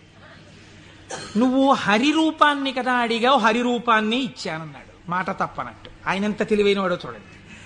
ఈయనకేం కనపడుతుంది, ఇలా చూసుకున్నాడు. శ్రీ మహావిష్ణువు చేతులు, శ్రీ మహావిష్ణువు రంగు, శ్రీ మహావిష్ణువు కౌస్తుభం, ఆ వనమాల, ఆ పట్టుపంచ, ఆ కుర్చీళ్ళు అన్ని శ్రీ మహావిష్ణువు. తన ముఖం తనకు కనపడగా అద్దంలో చూసుకోవడానికి శ్రీమతి దగ్గరికి వెళ్ళిపోవాలి ముందు, స్వయంవరం అయిపోతే. అందుకని గబగబా వెళ్ళిపోయాడు. వెళ్ళిపోయి ఆ స్వయంవరంలో ఒక ఆసనం మీద కూర్చున్నాడు. ఇద్దరు రుద్రపార్షదులు అటు ఇటు కూర్చున్నారు. వాళ్ళు అన్నారు, వీడెవడరా శ్రీ మహావిష్ణువులా పంచకట్టుకున్నాడు, మాలలు వేసుకున్నాడు, ఇటు ఆ కౌస్తుభం పెట్టుకున్నట్టు అలా పెట్టుకున్నాడు, ఆ వనమాల వేసుకున్నాడు, పైన కోతి మొహం, వీడిని ఎవరు పెళ్లి చేసి ఎలా శ్రీమతి మాల వేస్తుంది, ఇటు ఇలా వచ్చాడేమిటి అంటున్నారు. ఆయనకి ఎంతసేపు యావని వినిపిస్తోందంటే నా మెళ్ళో మాల వేసేస్తుందని కుళ్ళిపోయి వీళ్ళు ఇలా అనుకుంటున్నాడు. ఆ శ్రీమతి దండ పట్టుకుని దగ్గరికి వచ్చింది. తీరా దండ పట్టుకుని దగ్గరికి వచ్చేటప్పటికి కాళిదాస మహాకవి వర్ణిస్తారులేండి. ఆ ఇందుమతీదేవి దండ పట్టుకుని ఎవరి దగ్గరికి వెడితే వాళ్ళకి పగటిపూటలా అనిపించింది. ఎందుకంటే ఆవిడ యొక్క వెలుతురులో వాళ్ళు ప్రకాశించారు. ఆ తర్వాత కొంచెం ముందుకెళ్ళేటప్పటికి ఆవిడ వెళ్ళిపోయింది, వీళ్ళు చీకట్లో ఉండిపోయేవారు. నాకు కొన్ని ఆశ్చర్యంగా ఉంటాయి. నేను ఇంట్లోకి వెళ్ళేటప్పటికి కరెంటు పై చీకటిగా ఉంది. మా అమ్మాయి ఒక ఛార్జింగ్ లైట్ పట్టుకుని వచ్చి ఆ వెలుతురులో, నాన్నగారండి మిమ్మల్ని నేను వెలుతురులోకి తీసుకొస్తున్నాను అంది. చాలా గొప్ప మాట అమ్మా అన్నాను. అంటే ద్వంద్వార్థములతో మాట్లాడింది. చాలా సంతోషం తల్లి, పోన్లే నా కూతురి చేత నేను వెలుగులోకి వచ్చినా చాలా గొప్పవాడినే కదా. అందుచేత ఆయన అలా ఆ శ్రీమతి దగ్గరికి వచ్చింది. దగ్గరకు వస్తే నాకే మాల వేస్తుంది అని సంతోషపడిపోయాడు ఆయన. ఆ పాపం నా శిరస్సు అందదేమో అని కొంచెం వంచాడు. ఆవిడ ఇలా చూసి భృకుటి ముకులించి, ఏమిటి కోతి శిరస్సు ఏమిటి, రూపం ఏమిటి అనుకుని వెళ్ళిపోయింది. ఈలోగా రావలసిన శ్రీహరి రాజకుమారుడి వేషంలో వచ్చాడు. ఆవిడ గుర్తుపట్టింది, మాల తీసుకెళ్లి శ్రీమన్నారాయణుడి మెడలో వేసేసింది. ఈవిడ్ని తీసుకుని ఆయన చక్కబోయాడు వైకుంఠానికి. ఈయనకి ఎక్కడ లేని బాధ కలిగింది. ఈలోగా పక్కనున్న రుద్రపార్షదులు ఇద్దరు అన్నారు, ఏమయ్యా నీకు ముందే చెప్పాం, కోతి మొహం వేసుకుని సభలోకి వచ్చావేమిటయ్యా అని, నిన్నెవరు పెళ్లి చేసుకుంటారనుకున్నావయ్యా అన్నారు. అనేటప్పటికీ వాళ్ళిద్దరికీ కూడా మీరు రాక్షసయోనుల యందు జన్మించెదరుగాక అని చెప్పించాడు. తప్పెవరిది? ఒప్పు చెప్పిన వాళ్ళెవరు? ఒప్పు చెప్పిన వాడికి తపఫలితంతో శాపం ఇచ్చాడు. మాయా ప్రభావము కామక్రోధముల యందు ఎలా తిప్పుతుందో చూడండి. శపిస్తే వాళ్ళెటువంటి స్థితిలో ఉన్నారు? ఇదంతా శివేచ్ఛ అని వాళ్ళు నమ్మారు. ఇది పరమభక్తి. వాళ్ళకి ఆ కష్టమే వచ్చినా ఇది కూడా ఈశ్వర శాసనమే అనుకున్నారు. వాళ్ళుట వారులు జ్ఞానధనము చేకూరిన వారౌటమదిని కుందకయే శివేచ్ఛారీతి నడచునని అన్నారదునిన్ దూరరైరి నడచి రెచటికో. వాళ్ళు ఇదేమిటయా మమ్మల్ని ఇలా శపించావు, నువ్వు కోతి మొహం పెట్టుకుని వచ్చి అని చెప్పి తిరిగి శపించకుండా ఇది కూడా శివేచ్ఛే అని వాళ్ళు వెళ్ళిపోయారు. వాళ్ళు మహాజ్ఞానులు. ఇప్పుడు ఈయన గబగబా మళ్ళీ వైకుంఠానికి వెళ్ళాడు. వైకుంఠానికి వెళ్ళి ఎంత పనిచేశావయా శ్రీమన్నారాయణ, నీ రూపం నాకు ఇమ్మని అడిగాను, హరి రూపం ఇమ్మని అడిగితే హరి రూపం హరి శిరస్సు కోతి శిరస్సు పెట్టావు. దానివల్ల శ్రీమతిని నువ్వు పెళ్లి చేసుకున్నావు, నాకు కాకుండా చేశావు. నన్ను ఎంత అవమానాలు పాలు చేశావు. ఇది రేపు పొద్దున శివపురాణంలోకి ఎక్కేస్తుంది. ఓ చేతకానికి కోటేశ్వరరావు చెప్పడం మొదలెట్టేస్తాడు. నా బతుకు బజార్లో పెట్టేశావు నిన్ను వచ్చి అడిగినందుకు. ఎంత రహస్యంగా అడిగాను, దానికి ఎంత కథ సృష్టించావు. చూడు నా కడుపు ఎంత మండిపోతుందో. మరియున్ వానర ముఖమును సరియని నాకిచ్చినట్టి చందమునకు వానరులే శరణం బౌదురు నరుడవు నీ వగుచు వగగ నంగల అవని. నీవు ఒకానొక నాడు నరుడవై పుట్టి అందచందాలు కలిగిన భార్య దూరమైపోతే అరణ్యంలో పడి ఏడిస్తే ఈ కోతి ముఖం ఉన్న వాళ్లే వచ్చి సహాయం చేసి నీ భార్యతో నిన్ను కలుపుతారు, నిన్ను శపిస్తున్నానన్నాడు. మహానుభావుడు కనుక శ్రీమన్నారాయణుడు దాన్ని కూడా లోకానికి ధర్మ మార్గం నేర్పడానికి రామావతారమునందు సీతావియోగంగా తీసుకున్నారు. ఇప్పుడు ఈ శాపవచనాన్ని కూడా విడిచిపెట్టేశాడు. ఇద్దరిని శపించేశాడు, భగవంతుణ్ణే శపించాడు, రుద్రపార్షదుల్ని శపించాడు, కామమునకు వశుడయ్యాడు. ఇప్పుడు స్వస్థత కలిగింది. ఏమిటి నేను పొందింది అనుకున్నాడు. చిచ్చి చిచ్చి, ఎక్కడి నా జన్మ, ఎక్కడి తపస్సు, ఎక్కడి మహతి. ఆనాడు శంకరుడు చెప్పాడు, నేను గెలిచానని అనద్దు, ప్రత్యేకించి వైకుంఠంలో ఈ మాట చెప్పకు సుమా అని చెప్పాడు ఆయన. అక్కడే చెప్పాను. కాబట్టి శివవాక్కు గురువాక్కు, ఏది అనకురా, ఏదైనా ఈశ్వరుడు ఇచ్చాడను నీకు ఇబ్బంది ఉండదు. అంటే వీడు ఏదైనా సాధించేటప్పటికి నాదంటాడు, ఏదైనా పోయేటప్పటికి దిక్కుమాల దేవుడు ఏం చేశాడు నాకంటాడు. రెండూ పాపకర్మలే. కాబట్టి ఇప్పుడు ఆ మాయ తొలగింది. ఇప్పుడు శ్రీమన్నారాయణుడిని చూసి అన్నాడు, ఎట్లు మహాత్మా నిన్ను శపించిన దోషము నాకు బాయు, నీ వెట్లు భరించి యొందగల వీచెడు తాపసి ఏవయైన ఈ తిట్లు సహింపరానివిక, తీండ్రపుటల్కను ముక్క ముక్క యౌనట్లుగా నన్ను చెండదగు, అండజకేతన చక్రధారచేన్. యుక్తాయుక్త విచక్షణ మరిచి నేను మాట్లాడినటువంటి మాటలకి నా యొక్క నాలుకని ముక్కలు ముక్కలుగా కత్తిరించెయ్యాలి. ఎంత మాత్రము ఇంకా జాగు చెయ్యకుండా, మహానుభావ, అండచకేతన అంటే గుడ్డులోంచి పైకొచ్చినటువంటి గరుత్మంతుడు నీ యొక్క ధ్వజమునకు చిహ్నముగా కలిగినటువంటి వాడా, మహానుభావ, నీ చక్రధారల చేత నా నాలుకని ముక్కలు ముక్కలుగా కత్తిరించేవయా, అప్పుడు కాని నేను చేసిన పాపం పోదని కన్నీటి ధారలతో ఆయన పాదాల్ని అభిషేకించి ఆయన కాళ్ళ మీద పడ్డాడు. నారదుడు కాబట్టి అంత తొందరగా మళ్ళీ స్వస్థితిని పొందగలిగాడు. మనం కొన్ని కోట్ల జన్మలు తిరుగుతుంటాం. మీరు చూడండి, రామాయణంలో సీతావియోగానికి కారణమైంది ఒక రజకుడి మాట. అదే రజకుడు మళ్ళీ ద్వాపర యుగంలో రజకుడిగా వచ్చాడు. కృష్ణ భగవానుడు వెళ్ళి 4 చీరలు ఇవ్వయా, పంచెలు ఇవ్వయా, కట్టుకుంటానన్నాడు. ఎట్టట్రా మనుజేంద్ర చేలమలు మీ కియ్యంబాడియే మిరలుం కట్టంబోలుదురే, పయోఘృతదది క్షీరంబులన్ మెక్కి ఇట్లాడంజనుగాక, గొల్లలకు మీకి భంగి నోరాడిడిన్ కట్టా ప్రణంబులు కొలుపోయదుసు మీ కంసోద్ధతిన్ బాలక. ఆయన 4 పంచెలు ఇవ్వరా అంటే వీడు ఇన్ని మాటలు మాట్లాడాడు. ఎట్టెట్రా, ఏంట్రా, నీకు రాజుగారి బట్టలు కావలసి వచ్చాయా? బాగా నందవ్రజంలో పాలు వెన్న తిని ఒళ్ళు కొవ్విందా? నీకు రాజు పంచెలు కావాలా? పంచె కట్టుకోవడం కాదురా, ఈ మాట తెలిస్తే కంసప్రభువుకి ఏమవుతావు తెలుసా, ముక్కలైపోతావు అన్నాడు. అంటే కృష్ణ భగవానుడు అన్నాడు, అన్నయ్యా ఇంకొక అవకాశం ఇచ్చి చూశా, సరేనని ఒక పంచె ఇస్తే చేసిన పాపం తీసేద్దామని చూశా. యుగం మారిపోయినా వీడి బుద్ధి మారలా. ఈ తల ఇక మామూలుగా పనికిరాదు, నీ గుద్దొక్కటి గుద్ది 1000 వ్రక్కలు చేయన్నయ్యా శిరస్సునన్నాడు. ఒక్క గుద్దు గుద్ది 1000 ముక్కలు చేశారు. నోటి మాట సంస్కారంగా ఉండాలి. మాట సంస్కారంగా ఉండడం మొదట నేర్చుకుంటే చాలా తప్పులు దిద్దబడిపోతాయి. అందుకే శివుడు చెప్పింది ఈ మాట వైకుంఠంలో చెప్పకు. నీవు ఏది చేసినా ఈశ్వర ప్రజ్ఞకి ముడిపెట్టు. నీ కొడుక్కో ర్యాంక్ వచ్చింది, ఇది ఈశ్వరానుగ్రహం అండి. మా అబ్బాయికో ర్యాంక్ వచ్చింది. నువ్వు మంచి పంచ కట్టుకున్నావు, ఈశ్వరానుగ్రహం అండి. ఓ పంచ కట్టుకున్నాను. నువ్వు ఒక ఉపన్యాసం చెప్పగలిగావు, అది పరమేశ్వరానుగ్రహం అండి. నా చేత ఒక ఉపన్యాసం చెప్పించాడు, ఈశ్వరానుగ్రహం అండి. నేను శివమహాపురాణం వినగలిగాను అను. నేనన్న మాట అన్నావా ఇబ్బందిలోకి వెళ్ళిపోతావు. ఇది అనకు. మొదట దిద్దుకోవలసినది వాక్కు దిద్దుకో. రజోగుణ తమోగుణ భూయిష్టమైన వాక్కులు మాట్లాడకు, అవి నీ సంస్కారం అయిపోతాయి. ఈ సంస్కారము నిన్ను జన్మ జన్మాంతరములు తిప్పుతుంది. నారదుడు కాబట్టి మహానుభావుడు గంటలో సర్దుకున్నాడు. మనం ఎంతటి వాళ్ళం, మాయ ఎంత గొప్పదో చూడండి. ఇది మహేశ్వర శక్తి. ఈ మాయ ఎలా తొలగుతుంది అంటే దీనికి ఒక్కటే లక్షణం, ఆ మాయయే అమ్మవారి స్వరూపం. మీరు గట్టిగా ఆవిడ పాదాలు పట్టుకున్నారనుకోండి, పట్టుకుంటే ఆవిడే మిమ్మల్ని దగ్గరికి తీసుకుని, అందుకే చేతిలో పాశం పట్టుకుని ఉంటుంది.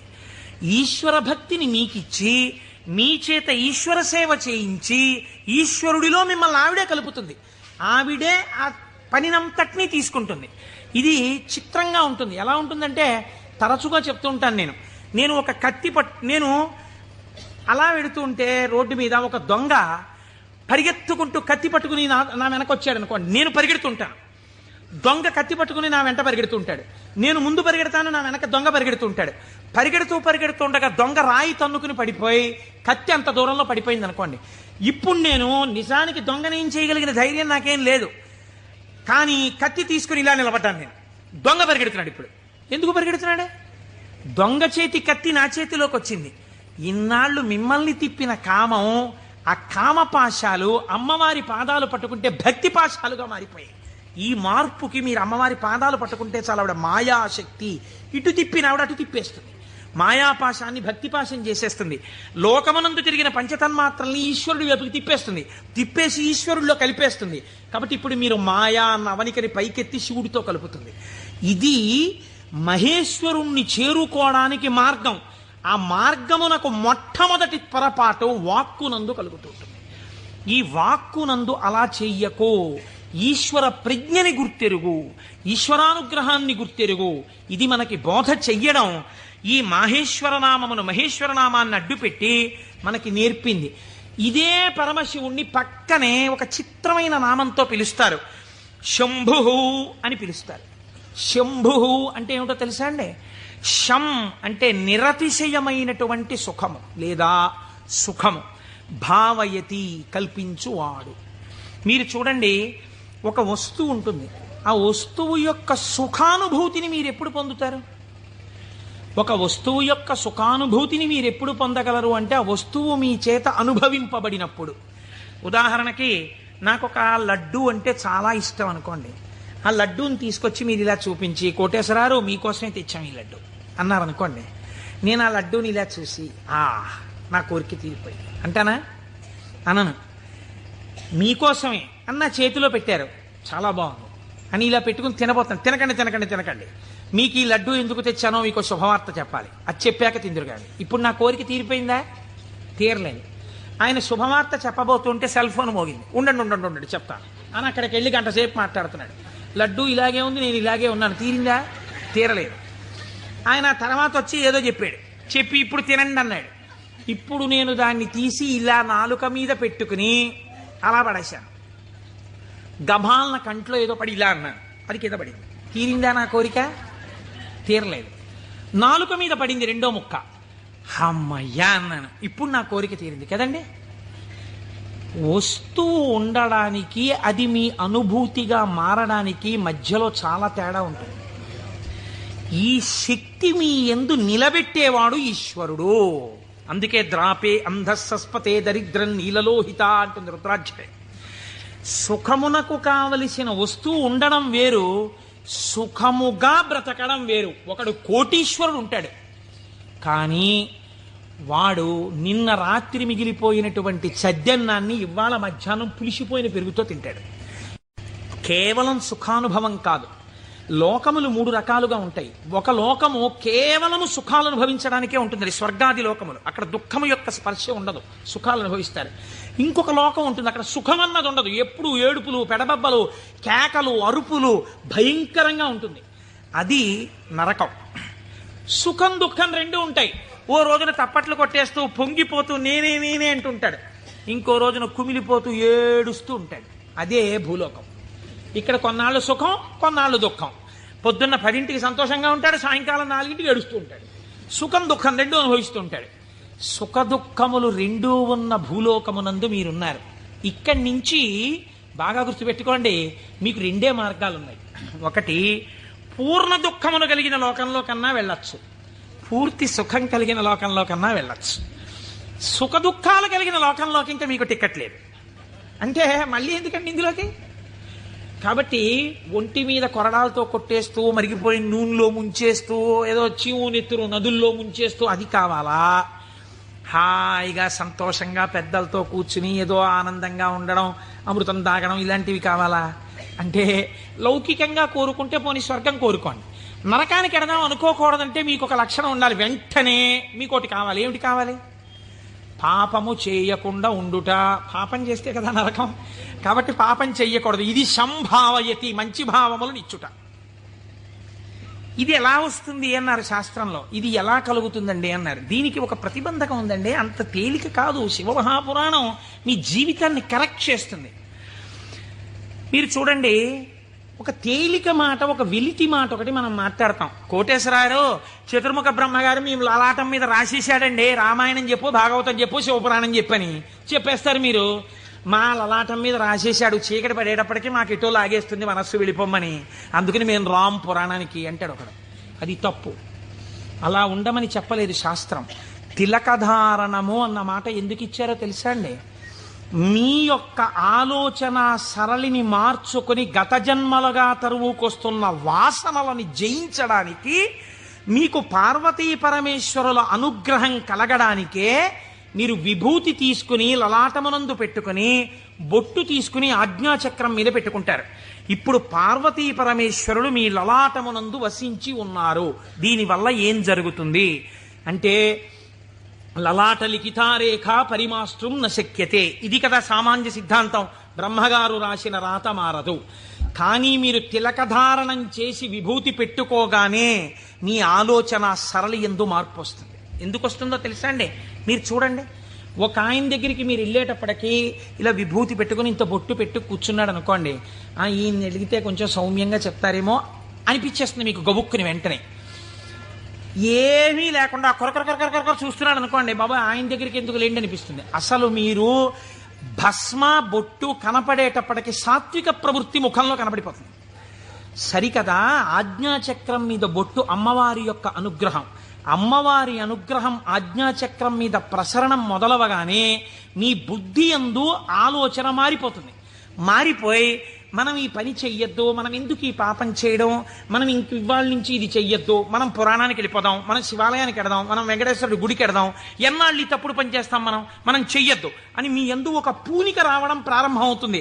అందుకని ముందు శరీరమును అలంకృతం చేసి లోపల మనస్సుని సంస్కరించడం దగ్గరికి వెళ్ళారు. మీరు మనస్సుని జయించలేకపోతే. పెద్దలు ఏదో ఉత్తినే హాస్యాస్పదంగా పెట్టలేదండి ఇవేవిని. కనుక తిలకధారణ చేసి భస్మ పెట్టుకోమని చెప్పారు. ఇప్పుడు మీరు అలా చెయ్యడం ప్రారంభిస్తే ఏమవుతుంది? అలా చెయ్యడం ప్రారంభిస్తే మీకు దుఃఖమును స్వీకరించి దుఃఖము నుండి బయటపడతారు. ఇది చిత్రంగా ఉంటుంది. ఇప్పుడు మీకు ఎందుకు ఈ ఆలోచనలు, పాపభూయిష్టమైన ఆలోచనల వైపు ఎందుకు తిరుగుతోంది మనస్సు అంటే, దానికి రజోగుణ తమోగుణ ప్రవృత్తి ఉంది. 3 గుణాలు ఉన్నాయి లోకంలో, సత్వము రజస్సు తమస్సు. ఇది ఎప్పుడూ కూడా ఆయన అలాగే చెప్తాడు కానీ హాయిగా పనిచేసేట్టు ఎంత సుఖంగా ఉంటుంది, ఒంట్లో ఓపిక ఉన్నప్పుడు చేయాలి, ఆయనకి ఏముంది అలాగే చెప్తాడు, అలా చేస్తూ కూర్చుంటానేంటి, సుఖంగా అనుభవించు అంటుంది. ఎందుకు ఆ పురాణం, దిక్కుమాలిన పురాణం, హాయిగా టీవీ చూడు, మంచి ఎపిసోడ్ వస్తుంది ఇవాళ అంటుంది. ఈ బోధని జయించగలగడానికి ఈ త్రిగుణములు బాధాకరములు. మీరు ఉన్నతిని పొందకుండా బాధిస్తున్నాయి. ఉన్నతిని పొందకుండా బాధించేటటువంటి త్రిగుణముల యొక్క బాధ నుంచి మీరు బయటపడడానికే మీరు సంసారం అనే కొత్త బాధనించుకున్నారు. సంసారం బాధ అండి, సంసారం సాగరం దుఃఖం. సంసారం అంత తేలికని శాస్త్రం చెప్పలేదు. అందులో తరించడానికి చాలా కష్టం, దాని మార్గం తెలియాలి. మరి బాధపోవడానికి బాధలోకి ఎందుకండి, మళ్ళీ బాధపోవడానికి సుఖంలోకి వెళ్ళాలి. బాధపోవడానికి బాధలోకి వెళ్ళమంటున్నారు ఏమిటి మీరు అంటే, నేను మళ్ళీ ఒక ఉపమానం చెప్తాను మీకు కడుపు నొప్పిగా ఉంది, అజీర్తి చేసింది. అజీర్తి చేసి కడుపు నొప్పిగా ఉండడం బాధ. ఈ బాధ పోవడానికి మీరు ఇంకో బాధ స్వీకరించారు. ఏమిటది? ఆమదం తాగడం. ఆమదం తాగడం సంతోషంగా ఉంటుంది ఏంటి ఎవరికన్నా? ఆమదం తాగడం బాధే. కానీ మరి బాధతో కూడినటువంటి ఆమదము త్రాగుట అన్నది ఎందుకు చేశారు? కడుపు నొప్పి అజీర్తి అన్న బాధ నుంచి విముక్తమగుట కొరకు. సత్వరజస్తమో గుణములన్న 3 గుణముల నుంచి బయట పడడానికే సంసారములోకి ప్రవేశించి సుఖములు అనుభవించి, ఈ సుఖములు సుఖములా అన్న ప్రశ్న వేసుకుని, ఈ సుఖములు కావు, నిజమైన సుఖము ఈశ్వరుడే అన్న లక్షణాన్ని ఏర్పరచుకుని వైరాగ్య సంపత్తిని పెంపొందించుకోవడం, దాని వలన ఇంకా ఇంద్రియములు మనస్సు చెలించని స్థితికి వెడతాడు. ఇంద్రియాల్ని గెలవడం కాదు, మనస్సు కదలని స్థితికి పూర్ణ వైరాగ్యం అని పేరు. మీరు చూడండి, గాలి వెళ్ళిపోతూ మల్లెపూల మీద గెడుతుంది, నేను మల్లెపూల మించి వస్తున్నానని పొంగిపోదు. అశుద్ధం మీద గెడుతుంది, చిచి నేను అశుద్ధం మీదకి వెళ్ళానని బాధపడదు. దేని మించి వెళ్ళినా గాలి గాలిగానే ఉంటుంది, దానికేం బాధ లేదు. అలాగే పూర్ణ వైరాగ్యం పొందినవాడు ఇదంతా ఈశ్వర లీల అంటాడు. కానీ ఈ మాట అనడం చాలా కష్టం. అంత వైరాగ్యం రావడం కూడా ఈశ్వరానుగ్రహం.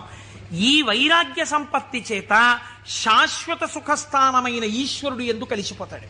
అప్పుడు వాడికి ఇంకా ఊర్ధ్వలోకం లేదు, అధోలోకం లేదు, పైన స్వర్గం లేదు, కింద నరకం లేదు. ఇక మళ్ళీ పుట్టవలసిన అవసరం లేని మోక్ష స్థితిని పొందుతాడు. ఇలా పొందడానికి శంభు అనుసంధానం చేసుకుంటూ ఉండాలి. శివుడి పాదాలు మీరు గట్టిగా పట్టుకున్నారనుకోండి, శివాష్టోత్తరం చదువుకుంటున్నారనుకోండి, భస్మధారణ చేశారనుకోండి, బొట్టు పెట్టుకున్నారనుకోండి, ఏమీ చేతకాకపోయినా కూర్చున్న నామాలు చెప్పడం మొదలుపెట్టారనుకోండి, మీకు తెలియకుండా మీలో ఒక రకమైనటువంటి మార్పు ప్రారంభమై అది మంచి ఆలోచనల వైపుకు తీసుకుని వెళ్ళగలదు. ఇలా తీసుకుని వెళ్ళవలసిన అవసరము ఎందువలన కలిగింది అంటే, పూర్వకాలంలో పూర్వయుగమైనటువంటి ద్వాపర యుగం వరకు కూడా ఒక లక్షణం ఉండేది. రాక్షసులు ఉన్నారనుకోండి, వాళ్ళు తెలిసేవారు వీళ్ళు రాక్షసులండి అని తెలిసేది. కాబట్టి వాడిని దూరంగా పెట్టడమో, వాడిని పరమాత్మ సంహారం చేయడమో ఏదో ఉంటుంది. కలియుగంలో ఏమిటో తెలుసా అంటే, రాక్షసులు ఏ రూపంలో ఉంటారు? చిత్తవృత్తుల రూపంలో ఉంటారు. పైకి దొరకరు. మీకన్నా సాధుపురుషుళ్ళే కనిపిస్తాడు. మోసం చేసేవాడే చాలా నమ్మించేటట్టుగా సాధుపురుషుళ్ళే ఉండాలి. వాడు నమ్మితే నాకేమిటి, నమ్మకపోతే నాకేమిటి, నేనేమన్నా వాడి దగ్గర ప్రయోజనం పొందుదాం అనుకుంటున్నానా అన్నవాడు తన యథారీతిగా ఉంటాడు. అవతల వాడిని నమ్మించి మోసం చెయ్యాలనుకోండి, వాడే మాట కలిపి చక్కగా మాట్లాడి బాగా మాట్లాడి మీరు నమ్మేటట్టు చేసి అప్పుడు మీకు ఒక కప్పు కాఫీ ఇచ్చి ఆ కాఫీలో మత్తు కలిపేసి మీరు పడిపోతే మీ సూట్ కేసు ఎత్తుకుపోవాలి వాడు కదా. అందుకని ఇప్పుడు ఎక్కడున్నాడు రాక్షసుడు? వాడి చిత్తవృత్తి ఎందున్నాడు. మీరు చూడండి, నిజంగా ఈ చిత్తవృత్తుల రూపంలో రాక్షసులు ఉండి ఉంటే త్రేతాయుగంలో విశ్వామిత్రుడు యాగం చేయగలడా? చెయ్యలేడు. ఇక్కడే ఉన్నారు రాక్షసులు. రాముడు ఈ లోపల రాక్షసుల్ని చంపడానికి తానే అనుసంధానం చేసుకోవాలి. బయట రాక్షసులుగా ఉన్నారు. రాముడు వచ్చి బాణం వేసుకొట్టి చంపాడు. ఈ యుగంలో అలా కుదరదు. ఇక్కడున్నారు రాక్షసులు. వాళ్ళు ఎప్పుడైనా తలెత్తుతారు. ఎప్పుడైనా తలెత్తి మిమ్మల్ని పడగొట్టేస్తారు. ఎప్పుడైనా పడగొట్టేయగలరు. ఎప్పుడైనా పడగొట్టేసేటటువంటి రాక్షసులు ఇక్కడే చిత్తవృత్తుల రూపంలో ఉన్నారు.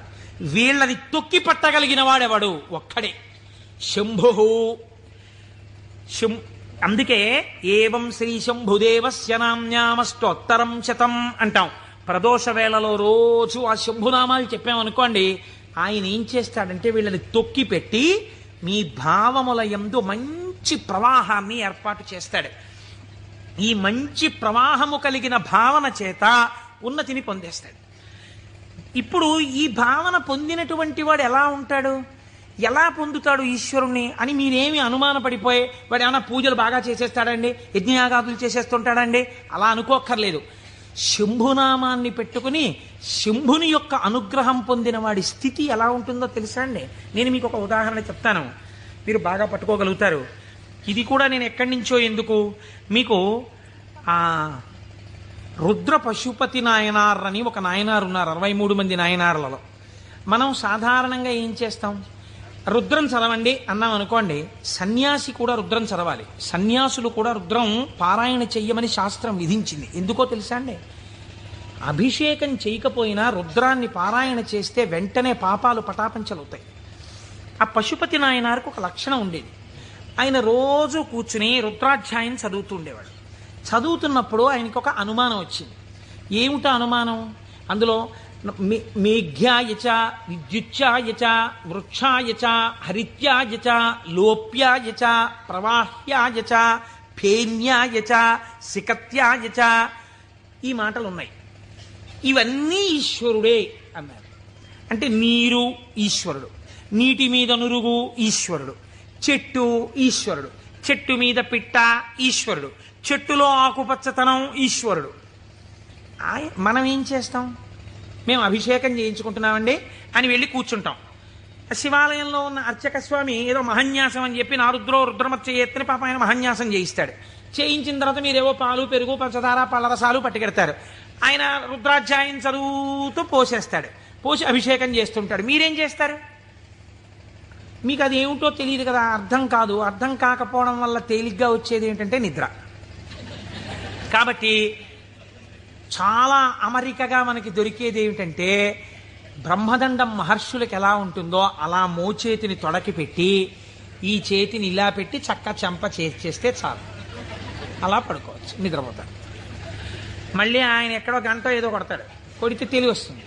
తెలివి వచ్చాక మళ్ళీ పాపం తాపత్రయం ఉండదని నేను అన్నాం. మళ్ళీ ఓసారి లేచి ఏదో చేస్తున్నాడు, అల్లరవుతోంది మళ్ళీ అని చెప్పేసి కాసేపు మళ్ళీగా మళ్ళీ పడిపోతాడు.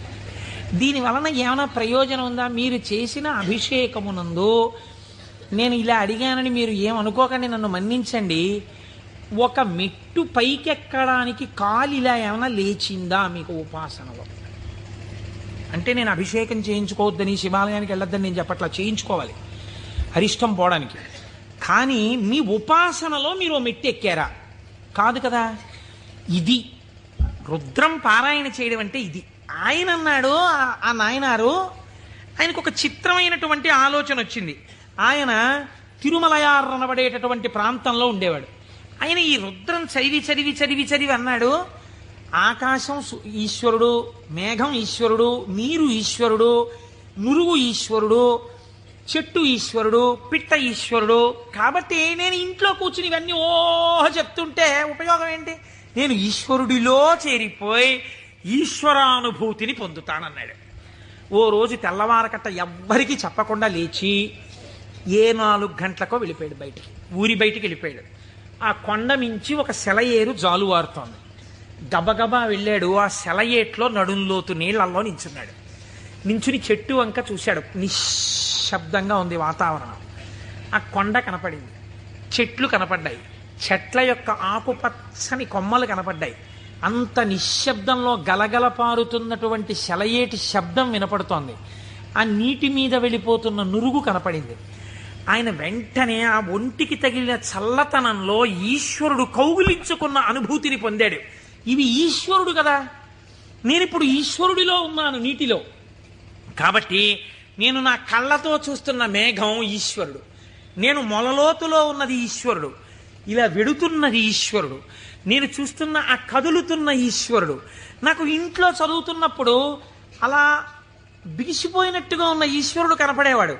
ఇప్పుడు ఇన్ని చేతులతో కాళ్లతో కదులుతూ నన్ను కౌగిలించుకున్నాడు ఈశ్వరుడు అని గట్టిగా గొంతెత్తి నమ పేన్యాయ చ శిఖత్యాయ చ ప్రవాహ్యాయ చ వృక్షాయ చ హరిత్యాయ చ లోప్యాయ చ అని పారాయణ చేశాడు.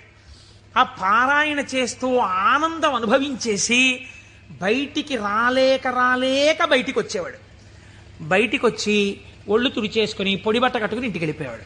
మళ్ళీ మధ్యాహ్నం అయ్యేది. ఆ చెరువు దగ్గరికి వెళ్ళి సంధ్యావందనం చేసుకుంటాననేవాడు. మళ్ళీ వెళ్ళిపోయి మళ్ళీ అందులో నించునేవాడు. మళ్ళీ శివుడు అబ్బా కదులుతున్నాడు. అవుగో అవే ఆయన చేతులు, నా స్వామి ఇలా ఇలా అంటున్నాడు, చేతులు ఊపుతున్నాడు, రా రా రా అని పిలుస్తున్నాడు, అవే కొమ్మల రూపంలో ఊగుతున్నాయి. నా స్వామి ఇదిగో ప్రవహిస్తున్నాడు. నా స్వామి వేదం ఋషులకి చెప్పినప్పుడు ఇలాగే వినపడి ఉంటుంది, అదిగో ఝరి శబ్దం వినపడుతోందన్నాడు. మొన్న మేము తిరుమల వెళ్ళి పాండవుల తీర్థం కింద దగ్గర కూర్చుంటే వెనకాతల నుంచి నదీ ప్రవాహం వెడుతుంటే చప్పుడు వచ్చింది. కాసేపు ఆగి మీరు ఆ శబ్దాన్ని వినండి అన్నాను నేను. ఆ వినండి అనడం వెనకాతల నా భావన అదే. ఇప్పుడు ఈశ్వరుడు చెప్తున్నటువంటి వేదం ఋషులకు ఎలా చెవుల్లో వినపడిందో అలా నాకు ఈశ్వరవాణి వినపడుతోంది అన్నాడు. మళ్ళీ నిలబడిపోయాడు. మళ్ళీ నమ సోమాయ చ రుద్రాయ చ నమస్తామ్రాయ చ అరుణాయ చ నమ శంగాయ చ పశుపతయే చ నమ ఉగ్రాయ చ భీమాయ చ అంటూ మళ్ళీ రుద్రం చదువుతూ మళ్ళీ అంతటా ఈశ్వరుడే నన్ను గట్టిగా పట్టుకున్నాడు నీళ్లలోని. అదే ఈ చల్లతనం. ఎంత చల్లగా ఉంటాడో మా స్వామి. ఒంటి నిండా చల్లటి పాములు, చంద్రమౌళి, ఆ గంగా చల్లగా ఉంటాడు కదా, చల్లగా నన్ను పట్టేసుకున్నాడు. బాబోయ్ ఎంత గట్టిగా పట్టుకున్నాడో అన్నాడు. నీళ్లల్లో మునిగానం లేదు, ఈశ్వరుడు నన్ను గట్టిగా పట్టుకోవడం వల్లే నాకు ఇంత చల్లగా ఉందన్నాడు. ఈశ్వరుడు పట్టుకోవడం వల్ల అబ్బా నాకు ఎంత సంతోషంగా ఉందో అన్నాడు. ఈ సంతోషంలో రుద్రం చెప్తున్నానన్నాడు. అవుగో ఇలా చేతులు ఊపుతున్నాడన్నాడు. అంత ఈశ్వరుణ్ణి చూస్తున్నాడు. చూస్తూ పొంగిపోతూ ఆ రుద్రం తడబడిపోతూ చెప్పేవాడు. మళ్ళీ పైకి వచ్చేవాడు, పొడిబట్ట కట్టుకునేవాడు, వెళ్ళిపోయాడు. మళ్ళీ బాగా చీకటి పండించేవాడు. ఒక్కసారి అక్కడ కూర్చుని జపం చేసుకుంటానని మళ్ళీ వెళ్ళేవాడు, మళ్ళీ నీళ్లలో దిగేవాడు. మళ్ళీ ఈశ్వరుడు గట్టిగా పట్టుకున్న అనుభూతి పొందేవాడు. మళ్ళీ రుద్రం చెప్పేవాడు. ఇది కొన్నాళ్ళు అయిపోయిన తర్వాత ఏమైందంటే తను అలా అడుగులేసి ఎడుతుంటే గాలి ఇలా తగిలేది. కాళహస్తి నుంచి వాయులింగ రూపుడైన నా స్వామి వచ్చి నన్ను ఒక్కసారి ఇలా పిలిచి కోటేశ్వరరావు ఒకసారి పలకరిద్దామని వచ్చాను కాళహస్తి నుంచి అంటున్నాడు. అమ్మా స్వామి తగిలాడు ఇక్కడ, అబ్బా స్వామి నమస్కారం అంటున్నాడు. ఇప్పుడు ఎక్కడ లేడు ఆయనకి. అలా వెడుతూ పైకి చూశాడు, అబ్బో అనంతంగా పెరిగిపోయిన నా స్వామి ఆకాశ రూపంలో కనపడుతున్నాడని మళ్ళీ నమస్కారం చేసేవాడు. కపర్ది నమః కపర్దినీచా అనేవాడు.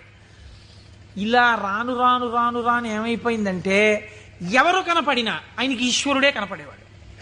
ఆఖరికి పరిగెత్తి పారిపోతూ దొంగ కనపడేవాడు. నమ చోరాయచ, పరిగెత్తుతున్న దొంగలో నా స్వామి కనపడుతున్నాడు అనేవాడు. మరి అంతేగా చెప్పింది రుద్రం.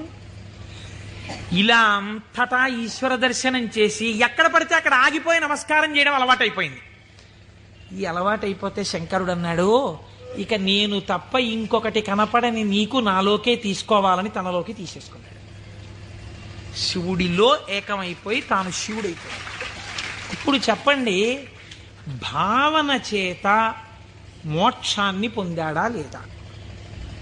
రుద్ర పశుపతి నాయనారని ఆయనకి పేరు. 63 మంది నాయనార్లలో ఆయన ఒకరు. మీరు అలా కూర్చుని ఏవో పదార్థాలు అట్టుకుని నమో ఓం నమో నమస్తే అస్తు భగవన్ విశ్వేశ్వరాయ మహాదేవాయ త్రయంబకాయ త్రిపురాం తకాయ త్రికాగ్నికాలాయ కాలాగ్నిరుద్రాయ నీలకంఠాయ మృత్యుంజయాయ సర్వేశ్వరాయ సదాశివాయ శ్రీమన్మహాదేవాయ నమః అంటూ ఎన్ని పాలు పోసినా ఎన్ని నీళ్లు పోసినా ప్రయోజనం లేదని నేను అన్నా. కానీ ఏమి రమించింది మీ మనస్సు? నీటిలో నిలబడిన వాడికి రుద్రం అనుభూతిలోకి వచ్చేసింది. మనకెక్కడొచ్చింది అనుభూతి? ఒక ఏటి గలగలల యొక్క శబ్దంలో మీరు ఈశ్వరుణ్ణి అనుభవించగలగాలి. ఒక పిట్ట పాటలో మీరు ఈశ్వరుణ్ణి అనుభవించగలగాలి. మీకు తగిలిన గాలిలో ఈశ్వరుణ్ణి అనుభవించగలగాలి. ఇది సంభావయతి. ఇప్పుడు ఏమైంది? నిరతిశయ సుఖప్రదాతయ్యి ఉన్నాడు. ఈ మాటలు చెప్పి చిత్తవృత్తులైనటువంటి రాక్షస స్వరూపాల్ని తొక్కి పెట్టడానికి ఇలా నేను దక్షిణామూర్తిగా కూర్చుంటే ఆనాడైతే అర్థమైంది, కానీ ఇవాళ అర్థం కాదు లోకానికి. అందుకుని నేను లేచి తిరగాలి, తిరిగి లోకానికి బోధ చెయ్యాలి. బోధ చేసి నేనే శంభుస్వరూపమై లోకాన్ని శివుడి వైపుకి తిప్పాలనుకున్నట్టు ఒక ఆయన. ఎవరైన దక్షిణామూర్తి మౌనాన్ని విడిచిపెట్టేట. విడిచిపెట్టి మహానుభావుడు ఎలా నడిచి వెళ్ళాడు అన్నారు. అజ్ఞానాంతర్గహన పతితానాత్మ విద్యోపదేశైః త్రాతుం లోకాన్ భవదవశిఖాతాపపాపచ్యమానాన్ ముక్త్వా మౌనం వటవిటపినో మూలతో నిష్పతంతి శంభోర్మూర్తిశ్చరతి భువనే శంకరాచార్య రూపా. ఆనాడు ఇలా కూర్చుంటే అర్థమైంది, కానీ ఇవాళ నేను వటవృక్షం కింద ఇలా మౌనంగా కూర్చుంటే ఎవ్వరికీ అర్థం కాదు. వీళ్ల చిత్తములలోనే ఉన్న రాక్షసులను తొక్కి పెట్టడానికి నేనే వెళ్ళి నలుచెరగులా నేనే తిరిగి నేనే నిలబడి వీళ్ళు ఏ స్థాయిలో ఉన్నా వాళ్ళని ఉద్ధరించడానికి కావలసిన స్తోత్రముల దగ్గర నుంచి భాష్యముల వరకు ఇద్దామని ఆ దక్షిణామూర్తి మౌనమును విడనాడి ఈ భూమండలము మీద శంకరాచార్య రూపముగా తిరిగారట. ఆయనే ప్రథమ గురువై జగద్గురువై మహానుభావుడయ్యాడు. శివానందలహరి, సౌందర్యలహరి, బ్రహ్మసూత్ర భాష్యం దగ్గర నుంచి ప్రస్థానత్రయ భాష్యాల వరకు ఇచ్చారు. ఇహమునందు ఐశ్వర్యము కావాలంటే కనకధార వరకు ఇచ్చారు. అటువంటి శంకరాచార్యుల వారి దగ్గర ప్రారంభమైన గురు పరంపర నేటి మా గురువుల వరకు కొనసాగుచునే ఉన్నది. ఆ గురువాక్య శ్రవణమే నా లోపలనున్న రాక్షసులను తొక్కి పెట్టగలిగినటువంటి శక్తి స్వరూపము. ఆ గురువు మాట నేను విన్నానా అంతే. ఆ చిత్తవృత్తులు నన్నేం చేయలేవు, ఆ రాక్షసులు నన్నేం చెయ్యలేరు. సంభావయతి, నా యందు మంచి భావములు ప్రవేశించి ఈశ్వరాభిముఖుడనై శం నిరతిశయ సుఖస్వరూపమైన శివుని యందు కలిసి నేనే శివుడనగుచున్నాను. అటువంటి స్థితిని నాకు కలగడం కోసమే మహానుభావుడైన పరమాత్మ నాకు ఈ ఉపకారం చేశారు. ఇటువంటి జ్ఞానము కలగడము దేనివల్ల కలుగుతుంది అన్నారు. ఇటువంటి జ్ఞానమే శంభుస్వరూపం మీకు కటాక్షిస్తుంది. అందుకే శంభు అన్న నామం అంత గొప్ప నామమైంది. పరమశివుని యొక్క రూపాలలో ఆ శాంభవ స్వరూపం అంత గొప్పదైంది. ఆ నామాలు చెప్పుకుంటే చాలు మనం ఉద్ధరింపబడతాం. అందుకే కదా ప్రతిరోజు ప్రదోష వేళ చెప్పుకుంటున్నాం. ఈ చెప్పుకున్న ఫలితం ఏమిటో మనకు ఒక రోజున తెలుస్తుంది. తెలిసిన రోజున అయ్యా మనం ఎంత అదృష్టవంతులను ఆ రోజున నామని చెప్పుకున్నాం అనుకుంటాం. మనకి పెద్దలు ఒక మాట చెప్తారు, శరీరమునందు ఆరోగ్యం లుప్తమవుతోంది అనుకోండి, ఆరోగ్యము మళ్ళీ పొందికగా కుదరాలంటే ఒక్కరి వలన మాత్రమే కుదురుతుంది. సూర్యోపాసన చెయ్యాలి, ఆదిత్య హృదయం చదువుకోవాలి. ఆరోగ్యం భాస్కరాదిచ్చేత్, శరీర ఆరోగ్యము, మనస్సు ప్రశాంతముగా ఉండుట సూర్య భగవానుని యొక్క అనుగ్రహము వలన కలుగుతుంది. శ్రియమిచ్చేత్ హుతాశనం. ఇవాళే పొద్దున నేను ఒక ఉపనయనానికి వెళ్ళాను. ఆ ఉపనయనానికి వెళ్ళినప్పుడు మా దొరగారితో, చూశారా దొరగారు అగ్నిహోత్రాన్ని ఎలా ప్రార్థన చేస్తారో అని మా దొరగారికి చెప్తూ అక్కడ కూర్చున్నాను. ఆ అగ్నిహోత్రం చేసినప్పుడు అగ్ని కార్యం చేస్తూ ఆ అగ్నిహోత్రాన్ని అడుగుతారు, నాకు ఇవన్నీ, ఈ వీర్యము, ఈ పరాక్రమము, ఈ ఐశ్వర్యము, ఈ ధనము, ఈ సంపత్తి, ఇవన్నీ కూడా నాకు ఆ హుతాశన నాకు ఇయ్యి అనగా, ఓ అగ్నిహోత్రమా నువ్వు నాకు కటాక్షించు అని అడుగుతారు. అందుకే అగ్ని కార్యం చెయ్యడానికి సమర్థత కలిగిన వాడైతే తానే అగ్ని కార్యం చేస్తాడు. నాకు లేదు అగ్ని కార్యం చెయ్యగలిగిన సమర్థత, ఏం చెయ్యాలి అన్నారు. ఇప్పుడు మీకు నేను ఒక ఉదాహరణ చెప్తా. రేపు ఫిబ్రవరి 11వ తారీఖున సుబ్రహ్మణ్యేశ్వర స్వామి వారి యొక్క హోమం జరుగుతుంది ఇక్కడ. ఆ హోమం జరిగినప్పుడు మీరు చెయ్యగలరా సుబ్రహ్మణ్య హోమం? ఆచంద్ర తారార్కం వంశం నిలబడాలి. ఎక్కడో ఒక చోట వంశం ఆగిపోయే ప్రమాదం రావచ్చు. కానీ ఒక్కసారి ఎవడు సుబ్రహ్మణ్యుడి కావిడి భుజం మీద పెట్టుకున్నాడో, సుబ్రహ్మణ్యుడికి హోమం చేశాడో, వాడి వంశం ఆగదు. అటువంటి ప్రతిబంధకం ఉంటే తొలగిపోతుంది. ఇప్పుడు మీకు రాదా హోమం చేయడం, మరి మీరేం చెయ్యాలి అంటే, కలియుగమునందు పురుషార్థమును వెచ్చించు. అందుకని టికెట్ పెడతారు. దాని మీద డబ్బులు సంపాదించడానికి కాదు. ఒక టిక్కెట్ పెడితే మీ ద్రవ్యాన్ని మీరు వినియోగించాలి.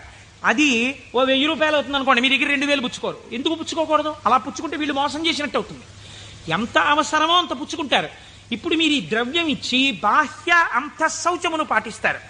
అంటే స్నానం చేసి విభూతి పెట్టుకుని తిలకం పెట్టుకుని, లేదా మీరు ఏ సంప్రదాయమునందుంటే అటువంటి తిలకధారణ చేసి వచ్చి కూర్చుంటారు. ఆచార్యముఖేన మీ కొరకు ఆచార్యులు చేస్తారు. ఆ పదార్థములన్నింటి మీద మీ చెయ్యేసి మీ గోత్రనామాలు చెప్పి అక్కడ హోమం చేస్తారు. ఇప్పుడు ఈ హోమం ఎవరు చేసినట్టు? మీరు చేసినట్టు మీ ఖాతాలో పడిపోతుంది ఫలితం. కాబట్టి ఇప్పుడు ఏమవుతోంది? మీకు కావలసినటువంటి సుఖమునకు హేతువు కర్మ మార్గము చేత మీకు ఇప్పిస్తారు ఈశ్వరానుగ్రహంతో. ఇలా శ్రియం, అది ఏ రకమైన ఐశ్వర్యమైనా దేని వలన కలుగుతుంది? అగ్ని కార్యము వలన కలుగుతోంది. కాబట్టి శ్రియమిచ్చేత్ హుతాశనం, అగ్నిహోత్రము వలన మీకు ఐశ్వర్యము కలుగుచున్నది. ఈశ్వరాత్ జ్ఞానమన్విచ్చేత్, జ్ఞానదాత మహేశ్వర. ఈశ్వరుని యొక్క అనుగ్రహము వలన మాత్రమే జ్ఞానము కలుగుతుంది. ఆ జ్ఞానం ఇచ్చేవాడికే మహేశ్వరుడని పేరు. ఈ మహేశ్వరుడు ఎందుకు ఇస్తాడు? శంభునామాన్ని మీరు గట్టిగా పట్టుకుని ఆ నామాలతో పిలిస్తే, ఏవం శ్రీ శంభుదేవస్య, శంభుదేవుని నామాలు ప్రదోషంలో పిలుస్తున్నారు అనుకోండి, మీరు పేరు పెట్టి పిలవగా పిలవగా పిలవగా పిలవగా ఏమవ్వాలి? ఆయన పలకాలి. పలికితే ఏమనాలి? మీ వంక చూసి ఏవం శ్రీ శంభుదేవస్య నామస్తోత్తరం శతం అంటున్నారు మీరు. 108 నామాలతో నిన్ను పిలిచాను. ఆయనకు ఓసారి చూసి, ఆ సరే పిలిచావు, నేను శంభుదేవుణ్ణి కాబట్టి ఏం చెయ్యాలి? నీ భావాలు మార్చి నిన్ను ఈశ్వరుడి వైపుకి తిప్పాలి. నీకు సత్ప్రవర్తన కల్పించాలి. నేను నిన్ను చక్కటి వాడిగా రూపుదిద్దేటట్టుగా చెయ్యాలి. నన్ను నువ్వు పిలిచినందుకు నేను నీకు చెయ్యగలిగింది అదే. కాబట్టి ఇప్పుడు ఆయన మీకేం చేస్తాడు? ఇదే చేస్తాడు. మీరు ఆయన విసుక్కున్నా సరేనండి, లోకంలో ఒక నానుడు ఉంది, మీరు చూడండి. అమ్మా అమ్మా అమ్మా అన్నారు అనుకోండి, అమ్మ అంటుంది. ఆవిడ ఏదో పోపు వేయించుకుంటూ ఉంటుంది, అంటుంది. అమ్మా అమ్మా, బా ఏమిటి అమ్మా అమ్మా అమ్మా చెప్పు ఏమిటో. అమ్మ నిన్ననే కాలేజీకి వెళ్ళానా అని మొదలు పెడతాను. నువ్వు ముందు తెవులు చెప్దు కాని విలే, కాలేజ్ టైం అయిపోతుంది అవతల అని పోపెడతా. అది చిన్న బుచ్చుని అంటుంది పిల్ల. అంటే ఈ పోపెట్టేసి దగ్గరికి వచ్చి రా జడేస్తాను, ఇప్పుడు చెప్పు ఏమిటి చెప్తాను అనుకున్నావు? వినకూడదనుకున్నది అనేటప్పటికీ లొంగిపోయి, ఫోన్లే పాపం వింటే మాత్రం ఏమవుతుందని జడవేయుట అనేటటువంటి ఉపచారం చేస్తూ మరీ వింది అమ్మ.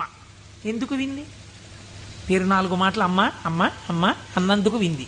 ఎలా వింది? మీకు ఉపచారం కూడా చేస్తూ వింది. అలా మీరు రోజు ప్రదోషంలో ఏవం శ్రీ శంభుదేవస్య నీ శివ శివ శివ శివ అంటే ఆయన ఏం చేస్తాడు? ఓసారో 2 సార్లు అనొచ్చు. మూడో మాట ఏమంటాడు? ఓ సర్లే ఇంక నిన్ను చక్కగా తీర్చిదిద్దుతాను, సరేనా, అందరూ పొంగిపోయేటట్టుగా నీ ప్రవర్తన మారుస్తానంటాడు. ఇలా రావడానికి 10 మాటలు ఆయన విసుక్కున్నా మనం పిలవాలి. ఆయన అలా విసుక్కునేవాడు కాడు. కాబట్టి మనం రోజు చెయ్యగలిగిందేట నామం చెప్పడమే. ఈ నామము చేత మీరు శంభుని యొక్క అనుగ్రహాన్ని పొందాలి. ఇది శం, ఈ లోకంలో సుఖం దగ్గర నుంచి నిరతిశయ సుఖం వరకు, ఊర్ధ్వలోక సుఖం వరకు ఎంత సుఖం ఉందని మీరు అనుకుంటున్నారో అన్ని సుఖాల్ని మీకు ఇవ్వడం. దీన్నే కామకోటి అని పిలుస్తారు. కామకోటి అంటే కంచి కామకోటి పీఠం అంటారు. కామకోటి అంటే ఇక్కడ కోరికలు ఇవ్వడంతో మొదలుపెట్టి కోరికలు లేకుండా చేయడం వరకు తీసుకెళ్ళి ఆ తర్వాత పుణ్యం ఇచ్చి పుణ్యము వలన ఊర్ధ్వలోక ప్రాప్తి వరకు ఇచ్చి తర్వాత మళ్లీ తిరిగి రానవసరము లేనటువంటి పునరావృత్తి రహిత శాశ్వత శివ సాయుధ్య స్థితి అనబడేటటువంటి మోక్ష స్థితి వరకు ఇయ్యగలిగినటువంటి అంచులన్నీ ఆవిడ చేత పరిపాలింపబడుతున్నాయి. ఆవిడ అవనిక ఎత్తి ఈ కామకోటిలో నిలబెడుతుంది. ఈ కోటిలో ఏ మెట్టు మీద నువ్వు నిలబడతావో దానికి తగినట్టుగా నిన్ను నిలబెట్టడానికి ఈ నామాలు, ఆ ఈశ్వరానుగ్రహము నిన్ను రక్షిస్తున్నాయి. నీకు రుద్రపశుపతి నాయనారు వృత్తాంతం ఒక్కటి ఉదాహరణగా సరిపోలేదా? రమించిన హృదయం అటువంటి భావం ఒక్కటి కలగగానే రమించిపోయిందంతే. ప్రమాదం అంతా ఎక్కడొస్తుందో తెలుసా అండి? మీరు చూడండి, మనం లోకంలో ఒక పెద్ద పొరపాటు చేస్తుంటాం. మనస్సు యందు దోషం ఉండదు. మనస్సు ఏ స్థానాన్నైనా వెతకడం దానికి అలవాటు. మీ మనస్సు ఒక స్థానాన్ని అడుగుతుంది. అది ఏమండి, సాయంకాలం 6:30కి వెళ్ళి కాసేపు మనం కూడా నామం చెప్పుకుంటే బాగుంది. లేదు, కొన్నాళ్ళకి పురాణం అయిపోతుంది. సాయంకాలం 6:30కి వెళ్ళి శివాలయం అరుగు మీద కూర్చుని అలా గుడి యొక్క ధ్వజస్తంభం దగ్గర గంటలు, చిరుగంటలు మోగుతుంటే, పక్షులన్నీ గోళ్లకి చేరిపోతుంటే, శివాలయంలో ఉన్నటువంటి ప్రధాన అర్చకుడి దగ్గర శిష్యులు పాఠం నేర్చుకుంటుంటే, ఆయన ఒక్క మాట చెప్తే వీళ్ళు 3 మాటలు చెప్తుంటే, గుళ్ళోకి వచ్చిన వాళ్ళు గంట కొడుతుంటే అవి వింటూ ఒక 20 నిమిషాలు కూర్చుంటే ఎంత ప్రశాంతంగా ఉంటుందో అంది మనస్సు. అంటే మీ మనస్సు ఒక స్థానాన్ని అడిగిందా లేదా? కానీ దాని గొంతు మీరు ఎక్కడ నొక్కుతారో తెలుసా అండి? ఇది 6:30కి నాన్నగారండి ఎలాగైనా సరే మనం రోజు కాసేపు ఈవినింగ్ వాక్ వెళ్దాం నాన్నగారండి, డాక్టర్ గారు మార్నింగ్ వాక్ ఏదో ఒకటి చేయమన్నారు, వెయిట్ తగ్గాలంటున్నారు నన్ను, నేనేమో తిరగలేను నాన్నగారండి, మీరు కూడా నాతో రండి అందనుకోండి. పిల్ల లేకపోతే పిల్లాడు లేకపోతే భార్య లేకపోతే ఎవడో స్నేహితుడు, ఉత్తర క్షణం మీరు వచ్చిన ఒకే ఒక మంచి ఆలోచన పీక నొక్కేస్తారంతే. సరేలే గుళ్ళోకి ఇంకో మాట ఎప్పుడో వెళ్దాం, పాపం అడిగాడు కదా అని వెళ్ళిపోతారు. ఒకరోజు పొద్దున్నే కాసేపు మీరు 6 గంటలకి ధ్యానం చేసుకుంటే మీకు బాగుందనుకోండి. 6 గంటలకు అబ్బా లేచిపోతే పొద్దున్నే 6 గంటలప్పటికి మీరు లేచిపోయి ఆ బాత్రూంలోకి వెళ్ళి పడపడ స్నానం తిరుగుతుంటే నిద్ర పట్టే వాళ్ళకి కూడా నిద్ర పట్టట్లేదు. 7 వరకు హాయిగా ఎందుకు వెళ్ళిపోయాడు? మీరు ఏది చెప్పిన మాట ఎక్కడ విన్నారు? ఇంట్లోకి రెండంటేనే రాని వాళ్ళకి ఎవడు చెప్తాడు? బయటికి వచ్చిన వాడు చెప్పారు వెళ్ళిపోమనే చెప్తాడు కదండి. కాబట్టి పట్టు విడుపు అని 2 మాటలు మనకి శాస్త్రంలో ఉన్నాయి. ఏది ఎక్కడి వరకు పట్టుకోవాలో అక్కడ వరకే పట్టుకుని ఎప్పుడు విడిచిపెట్టాలో అప్పుడు విడిచిపెట్టేయాలి. అందుకే పట్టు విడుపు ఉండాలండి అంటారు. పట్టు విడుపు అన్నటువంటి శాస్త్రం మీకు అలవాటు అవ్వకపోతే శంభుదేవుని అనుగ్రహం జీవితంలో రాదు. కొన్ని పట్టుకోవాలి, కొన్ని వదిలేస్తుండాలి. ఇది విడిచిపెట్టేయకపోతే ఇంకా నా జీవితం వెళ్ళదు, నేను అటువైపు వెళ్ళడానికి కొన్ని వదలాలను వదిలిపెడుతూ ఉండాలి. అందుకే ప్రయత్నపూర్వకంగా రాజ్యం కూడా విడిచిపెట్టి వానప్రస్థానికి వెళ్ళారు. ఈ పట్టు విడుపు అంటే అక్కడ నేర్చుకోవడానికి ఇక్కడ కూడా నేర్చుకో. ఇక్కడే రాంది అక్కడే వస్తుంది నీకు, నేను ఏమి విడిచిపెడతావు? పట్టుకోవడం వచ్చు, విడిచిపెట్టడం వచ్చు, పైగా అదో క్వాలిఫికేషన్లా చెప్పడం ఏంటి? నేనండి ఇంకా పట్టానంటే వదిలిపెట్టనంటాడు ఒకడు. అంటే మూర్ఖుడివి, పాకాలంలోకి పోతున్నావు, అది గొప్ప. నాకు కోపం వస్తుంది కానండి, గవ్వుకున్నారన్నా పెద్దలు చెప్తే వెంటనే పక్కన పెట్టేస్తానన్నారు అనుకోండి, మీరు ఆయనకు పోల్దండి అయ్యారు. అంతేగాని నాకే గాని కోపం వచ్చిందా హరిబ్రహ్మాదులు వచ్చి చెప్పినా వినండి అంటాడు.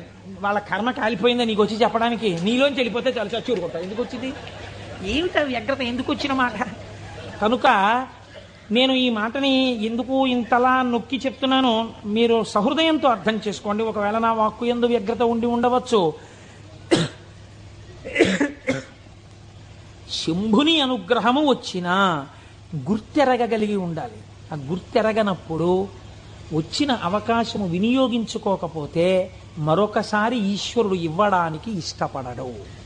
కనుక మనకి అటువంటి మనస్సు కూడా కావాలి. ఈశ్వరా, నీ అనుగ్రహము మాయందు ప్రసరించినప్పుడు దాన్ని నిలబెట్టుకోగలిగిన స్థితిని కూడా నీవే అనుగ్రహించు అని మనం ఆ శంభుదేవుని పాదములు పట్టి ప్రార్థన చేసి